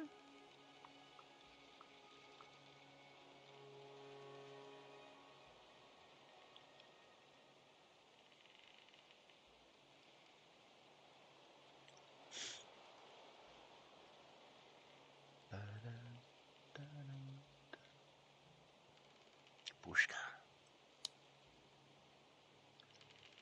Pushka was one of the words for forest. Polish had lots of those, but she used it in a weird way. Why do you call the forest Pushka? Isn't Las the right word? I call her Pushka because it's her proper name, she huffed. Las is to Pushka what dog is to wolf. Domesticated, enslaved, used. Pushka is a primal forest, one untouched by humans. Primal, strong, and feared. There was admiration in her voice, and I realized that the word sounded like the rustle of leaves, like the wind. Pushka.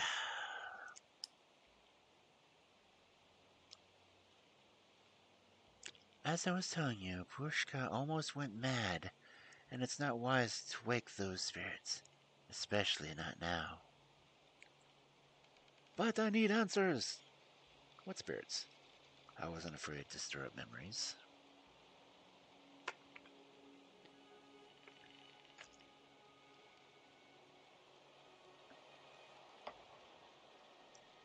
Pushka. I just like the sound of it.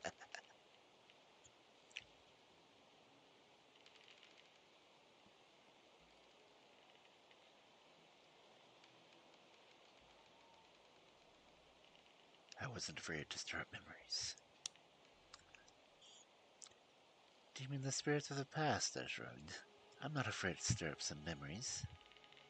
She looked at me with those uncanny eyes.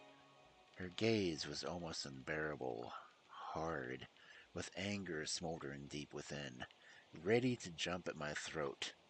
Then suddenly something changed. Lisa sighed heavily. You have no idea, do you? About what? About the past?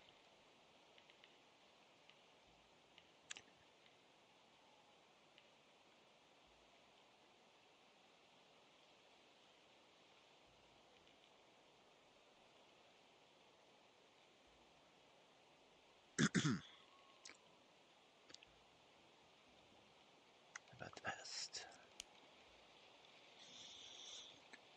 No, I admitted. All I know is that my grandfather was born here, and that his aunt was a healer and an herbalist. Her eyes lost focus as though she was looking at something only she could see. In 1939, when the war broke out, first came the Germans, and then the Russians. You know, they actually worked together. Stalin never forgot that he was beaten by the Poles in 1920. She shot a glance at me. I shrugged, or I nodded politely.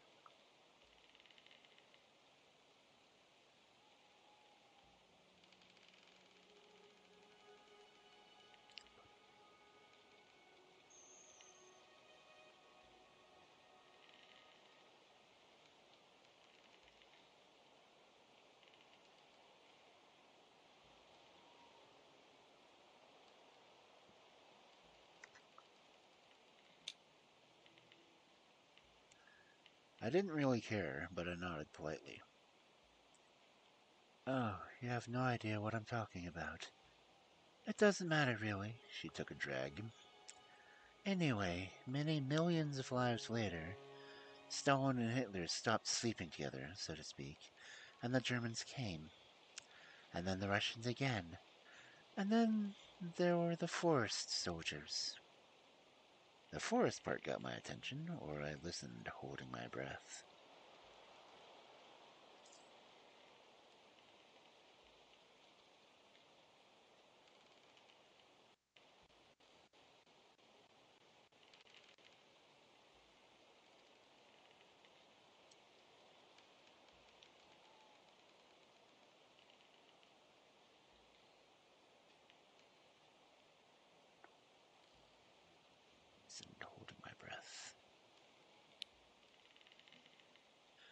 I was hanging on her every word.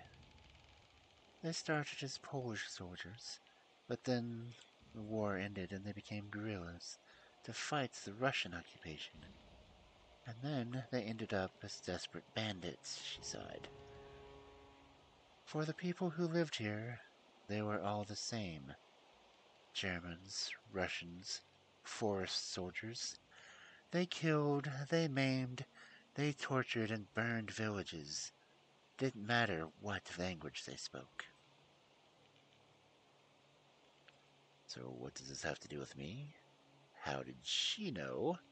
And she looked sad.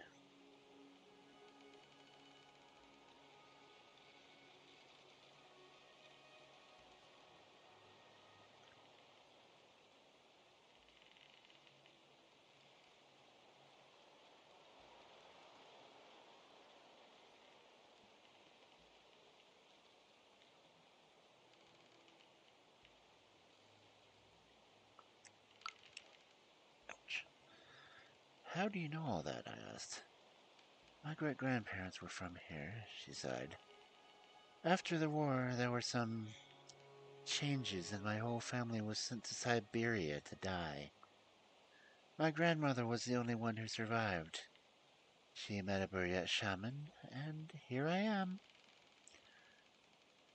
But your story is tangled with all of this. She looked straight at me.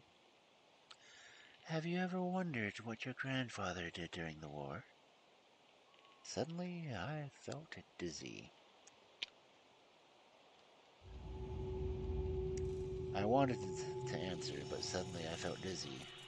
The smoke from her joint smelled funny, of forest moss, strange herbs, and ash and blood. Are you drifting away? Or do you try to stay focused? Hey, Papa Penguin.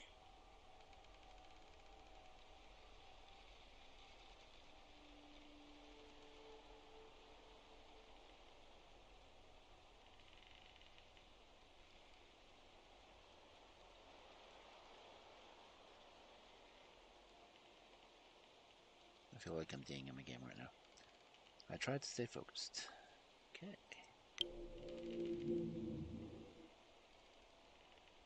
I focused and understood that the strange feeling came from within. It was like a long forgotten dream, like an ancient memory suddenly brought to life. I let it in. We were sitting around a fire, deep in the pushka. The others are sleeping. I listen to the whisper of the leaves. The forest is speaking to me, demanding action. It wants me to be its revenge, or I find no joy in the task.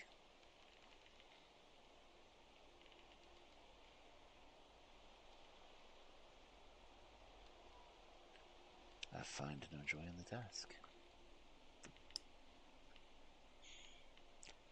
I understand what has to be done, even if I find no joy in it. Soon I will wake the others and tell them the plan. Tomorrow we're going to burn a village. I sit by the fire and listen to the wolves howling to the moon, weeping for their slain brothers and sisters. And then the vision ends. When I came to my senses, Lisa was still looking at me. Do you get defensive? Do you run it over in your head? Or was it a lot to take in?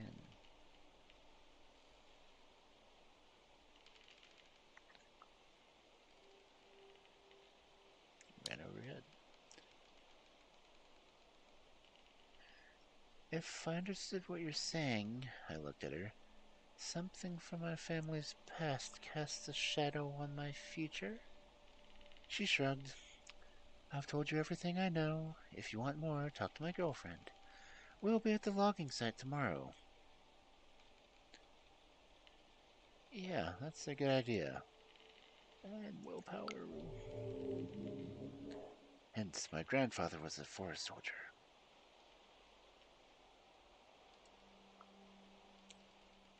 So, Papa Penguin. Now, this is essentially a storytelling version of Werewolf the Apocalypse, including the fact that as we go, It is filling out a character sheet.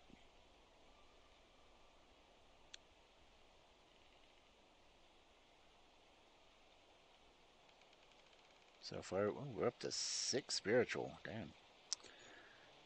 1 inspiring, 3 analytical, 2 cunning.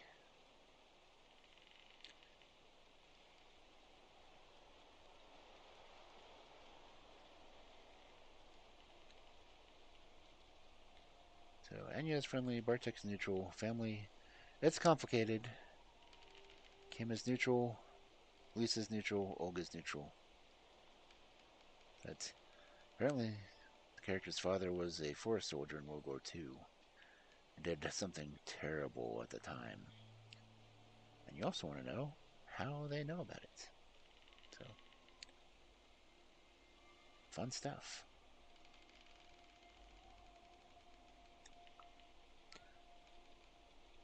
I will, I said. Now I finally knew who I was and what to ask. There you are, Bartek waved to me. I thought I'd lost you. I said goodbyes to Lisa, and we went back.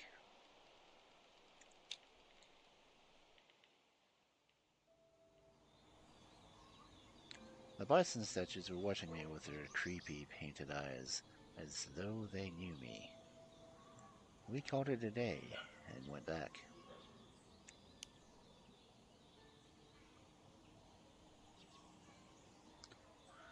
Oh, the first evening. The B&B was quaint. I left Anya and Bartek outside.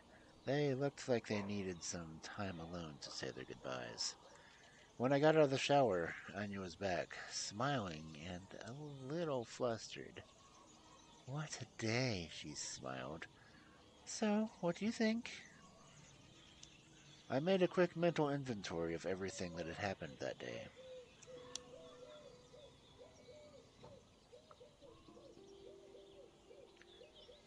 Now a 4-point choice. They were cutting down the forest. I remembered the scene from the shop. I mentioned the graveyard, and I told her what happened when I talked to Lisa.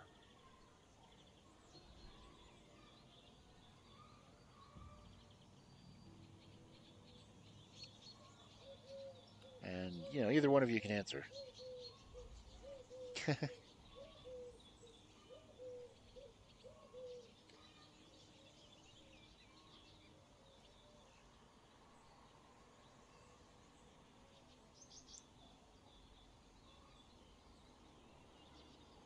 They were cutting down the forest?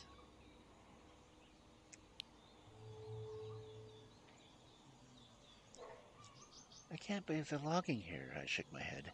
Isn't the forest on an Inseco list or something? Yeah, I know. I want to check out this protest people were talking about. Maybe we could go there tomorrow?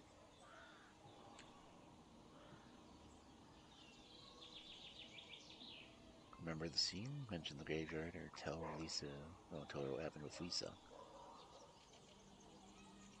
I think we're going to go through all 4 of these anyway, so.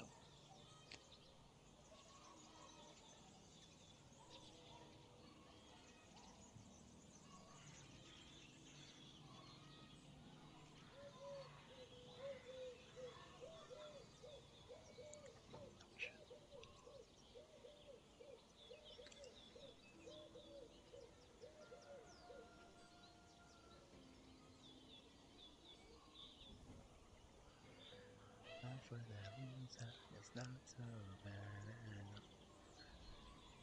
Oh, soup.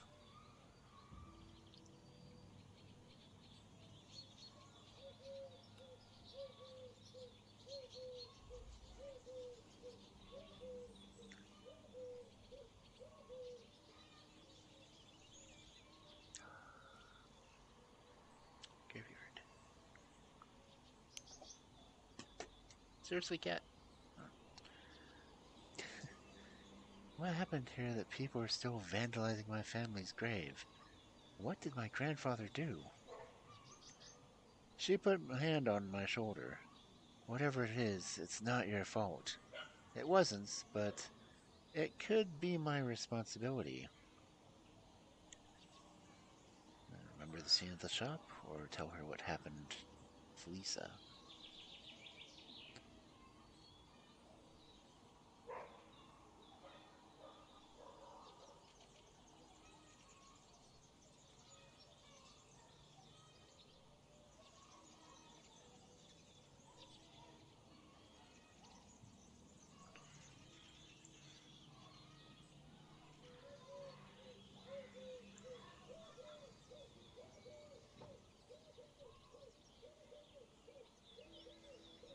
just noticed that was up there. It's bothering me.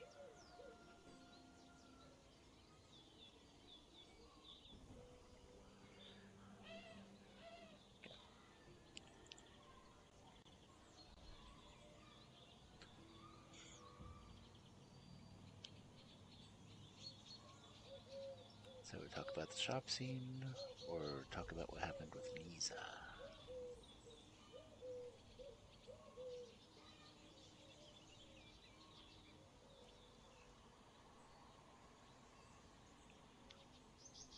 Shop. Remember the shop? The tension seemed almost unnatural. A few words more and it would have been a regular fight. Maybe they just envied Kim's style, Anya tried to joke, but she seemed worried. So now you have the choice to tell her about what happened with Lisa, or stop talking at all. Go to bed.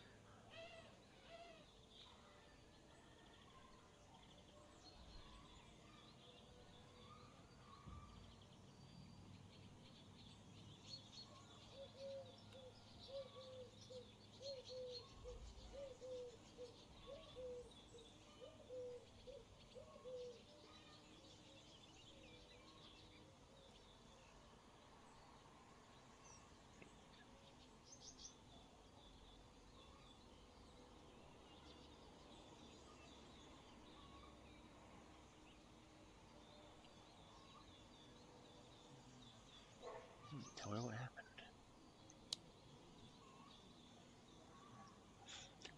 Something weird happened when I was talking to Lisa.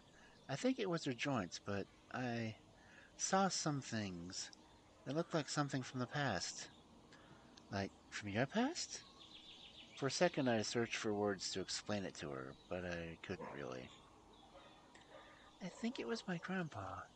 It's hard to say, but it sure was weird. I shrugged, ending the topic. I don't feel like talking anymore.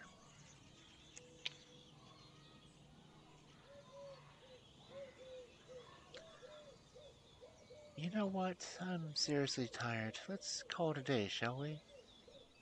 Soon we were both in our beds, ready to sleep. And since you have low rage, even though I was tired, sleep didn't come quickly. Anxiety was spreading its cold, writhing roots deep in my chest and stomach. I lay there for some time looking at the silver rectangle painted on the wall in the moonlight. When I closed my eyes, I could still see the weird vision that I had that day. My roots were here. I could feel them, almost touch them, and they were reaching to me. I felt I was closer to getting my answers. You go. I should go and see the logging protest. I felt that the answers I was looking for were within my reach. I just had to go and see the logging protest, meet the right people, and make them talk. After a long while, all these thoughts became blurry. They slowly started to turn into pictures, sounds, and colors. I drifted off.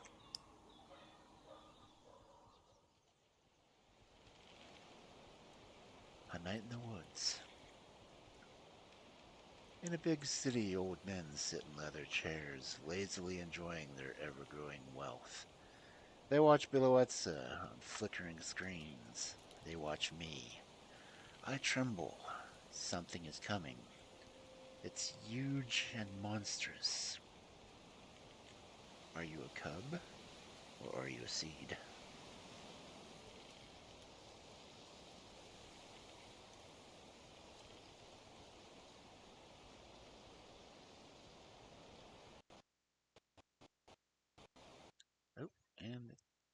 disconnected on me again.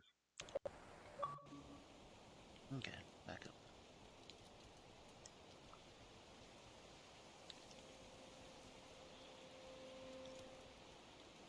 Let's see, that's the second time it's tried to disconnect on me tonight.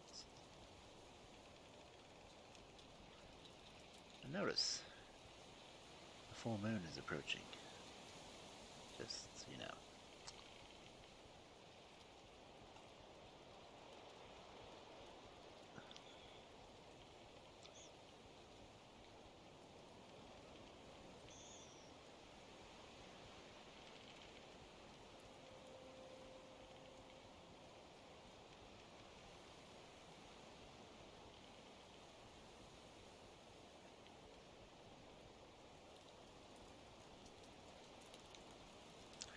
You are a seed.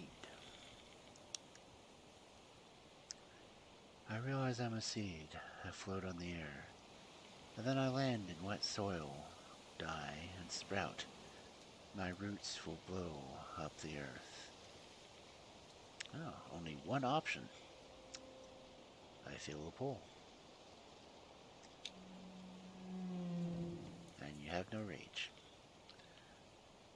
I feel a pull, and I surrender to it. I float towards a clearing. There are piles of fresh corpses of people who died too young, skinned and mutilated.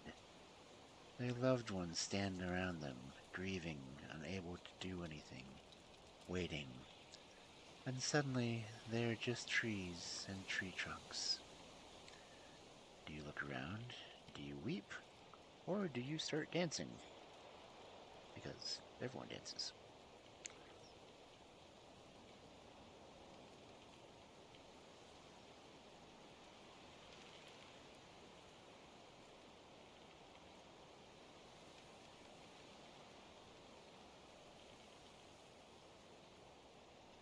Tempted to say I'm a leaf on the wind, see how I soar. But, you know, never on good humor.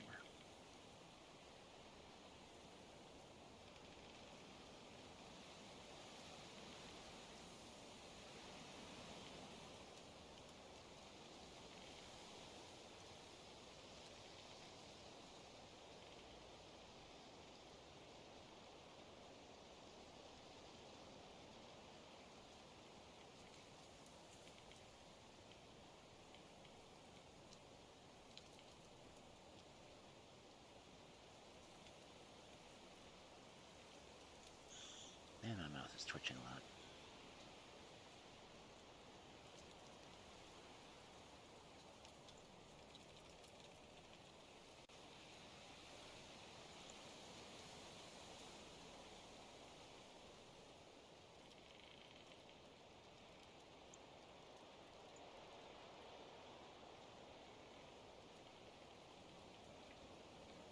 Oh, stop it.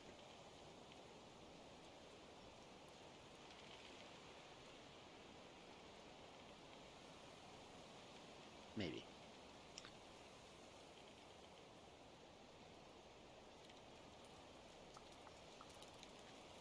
So you look around, do you weep, or do you start dancing? Look around, weep, or start dancing? Open for anyone to answer.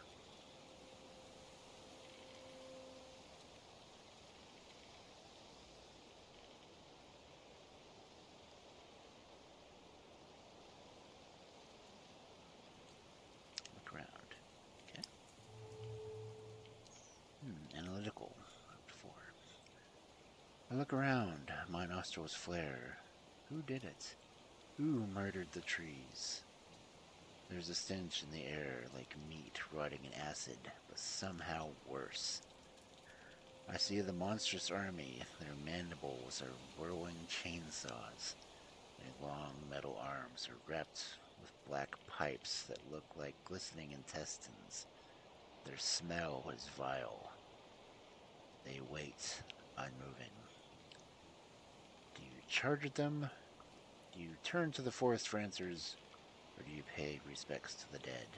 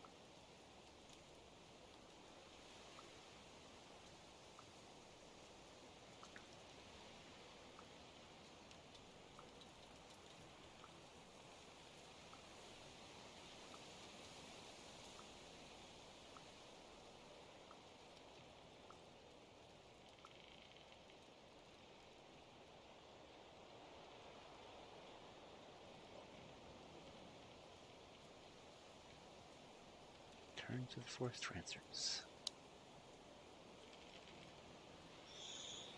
The dead don't hold answers, and neither do the machines. I walk between the trees, trying to hear their wisdom. They whisper to me, telling me to look at the sky. There, between the stars, two shapes circle each other. An old, sad wolf with gray hair, and a white weasel. They keep their eyes on one another as they continue their dance, suspicious but not hostile. We need to fight the enemy, the awful rotting stench, I know that much. But how can we do that when we don't trust each other? They stop. They look at me and the clearing.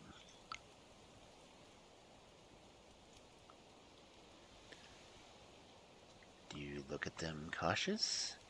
Or do you give them your blessing?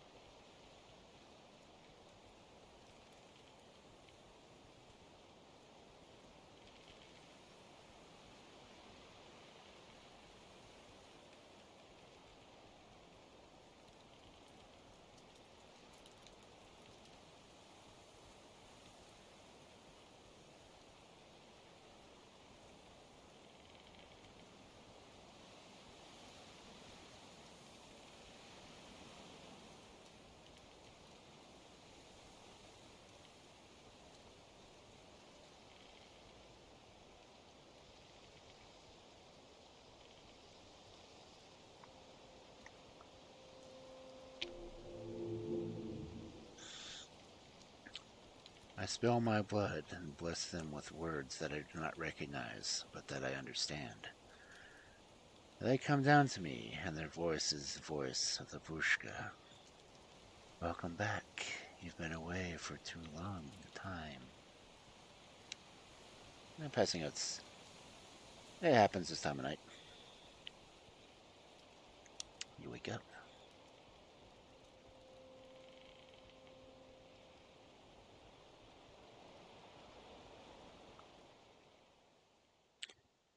And that was the end of chapter 1.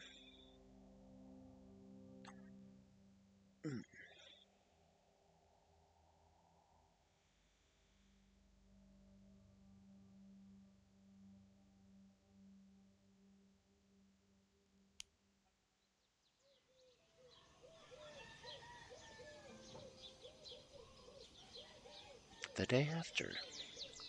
The next morning was full of sunshine and birdsong. I could smell the heat of the afternoon building. Those long, honey-like hours in late June when the earth isn't tired of its own warmth yet, but it was crisp and pleasant now. I got up.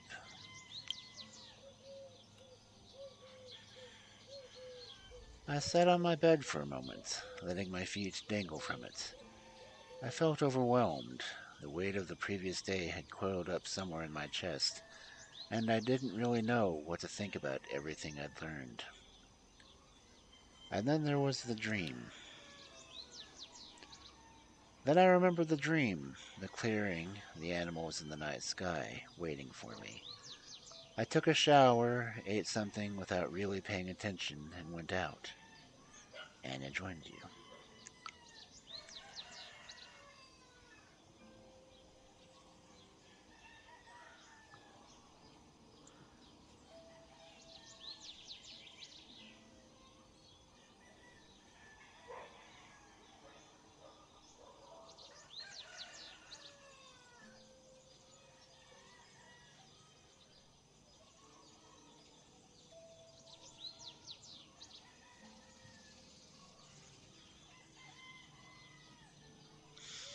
And there's the opportunity to look around the town again, or go to the protest.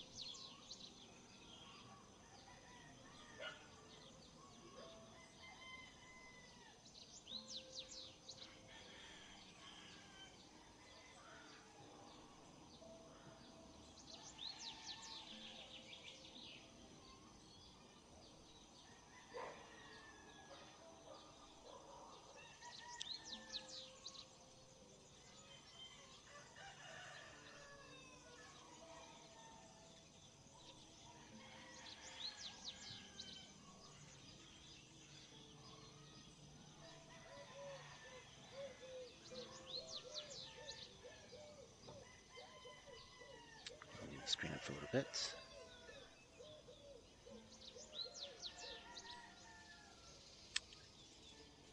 Papa Penguin, if you're here, you can answer the questions too if you want.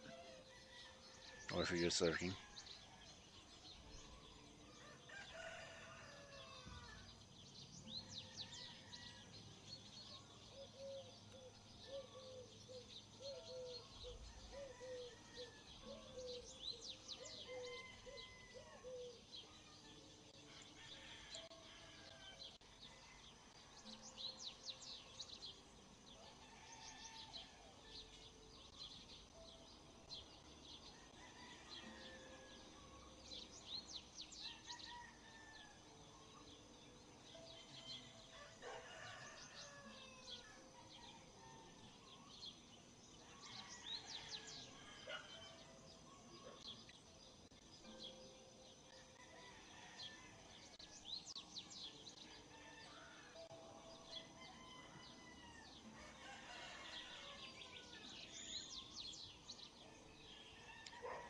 Or I guess I could go ahead and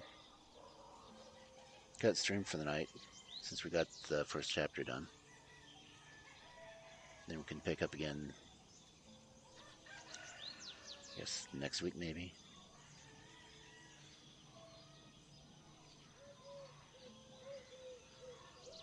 It took about 2 hours to get through the first chapter, so I don't guess there's any rush.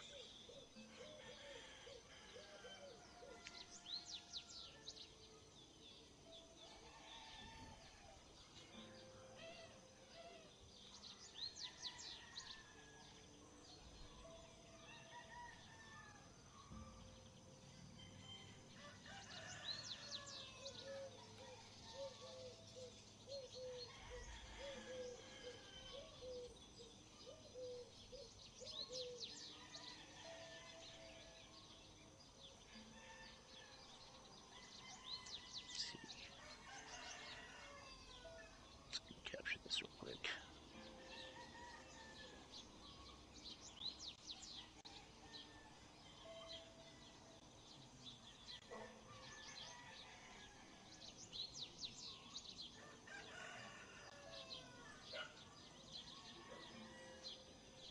This town sounds like my neighbor's dog barking.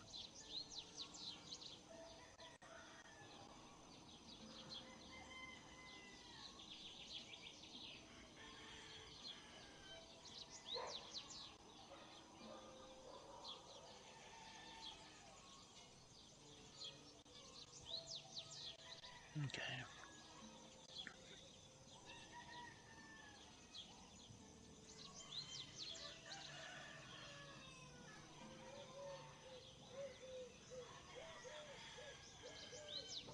Now, since the world has gone quiet for a moment, I'm going to switch back over to just chatting for a bit.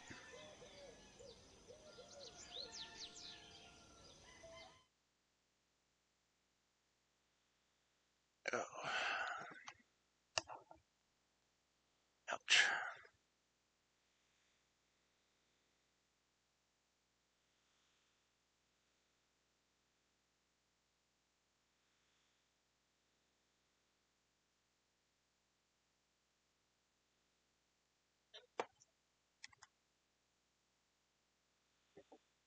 We are at 22% through.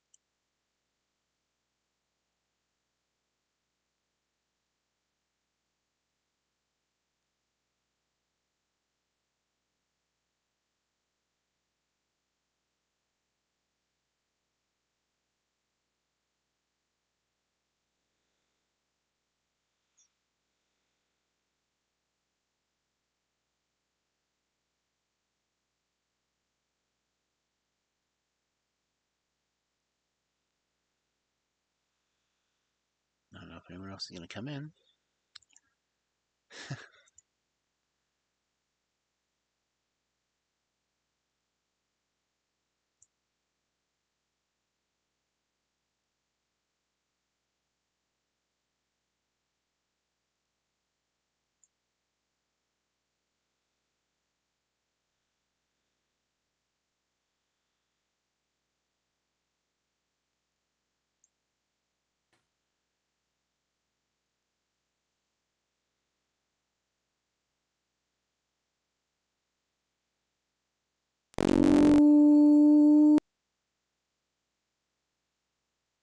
I'll gotta fix that. I was trying, at least.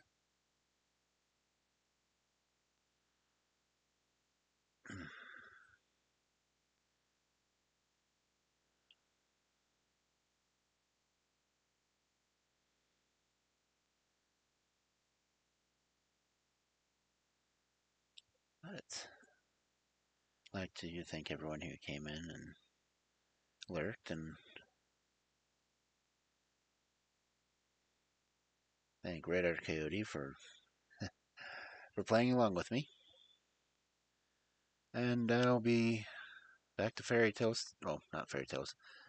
Back to Dracula tomorrow, and fairy tales on Friday.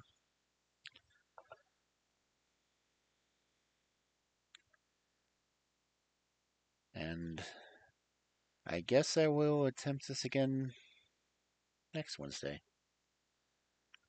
Just make it a Werewolf Wednesday thing. So, I guess I will say goodnight. And thank you everyone for coming in, lurking, watching, playing. So, yeah. I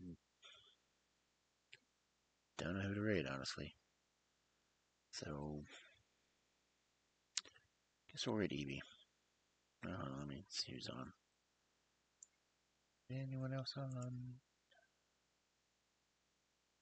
Let's see who's on. Celtic Tiger. Frog.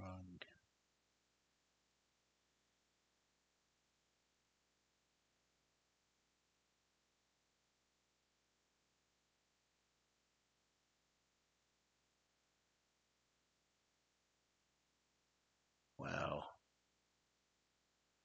I got a bot.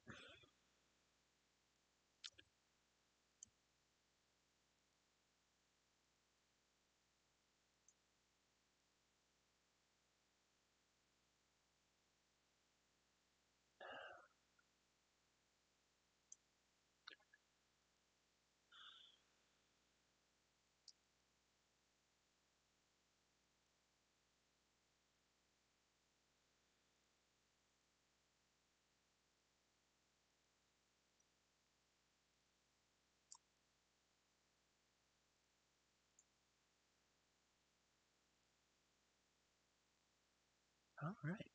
Well, guess that's from where to end the evening.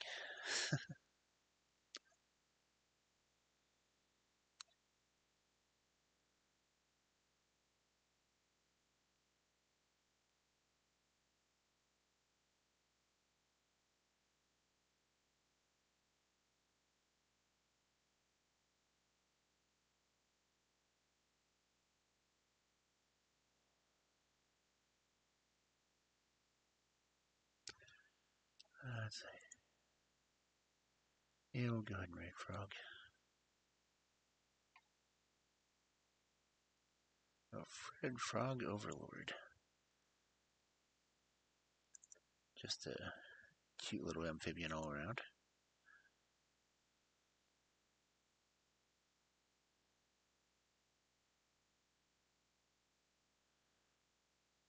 So, let's give a raid.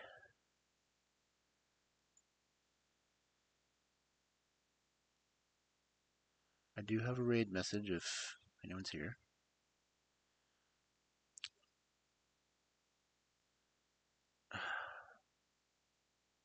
And of course, it's not going to pop up. Oh well.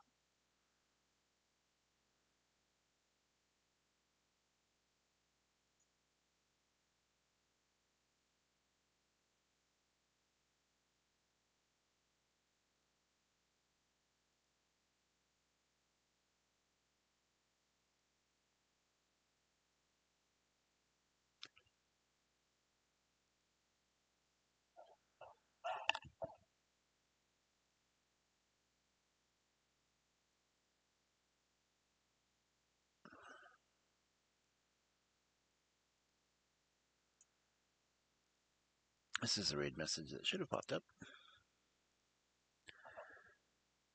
So, feel free to use it if you want. You can copy it once or twice, either way. And let's just give them a little bit of love, shall we? So, have a good night, everyone. And I will hopefully see you tomorrow. Have a good night.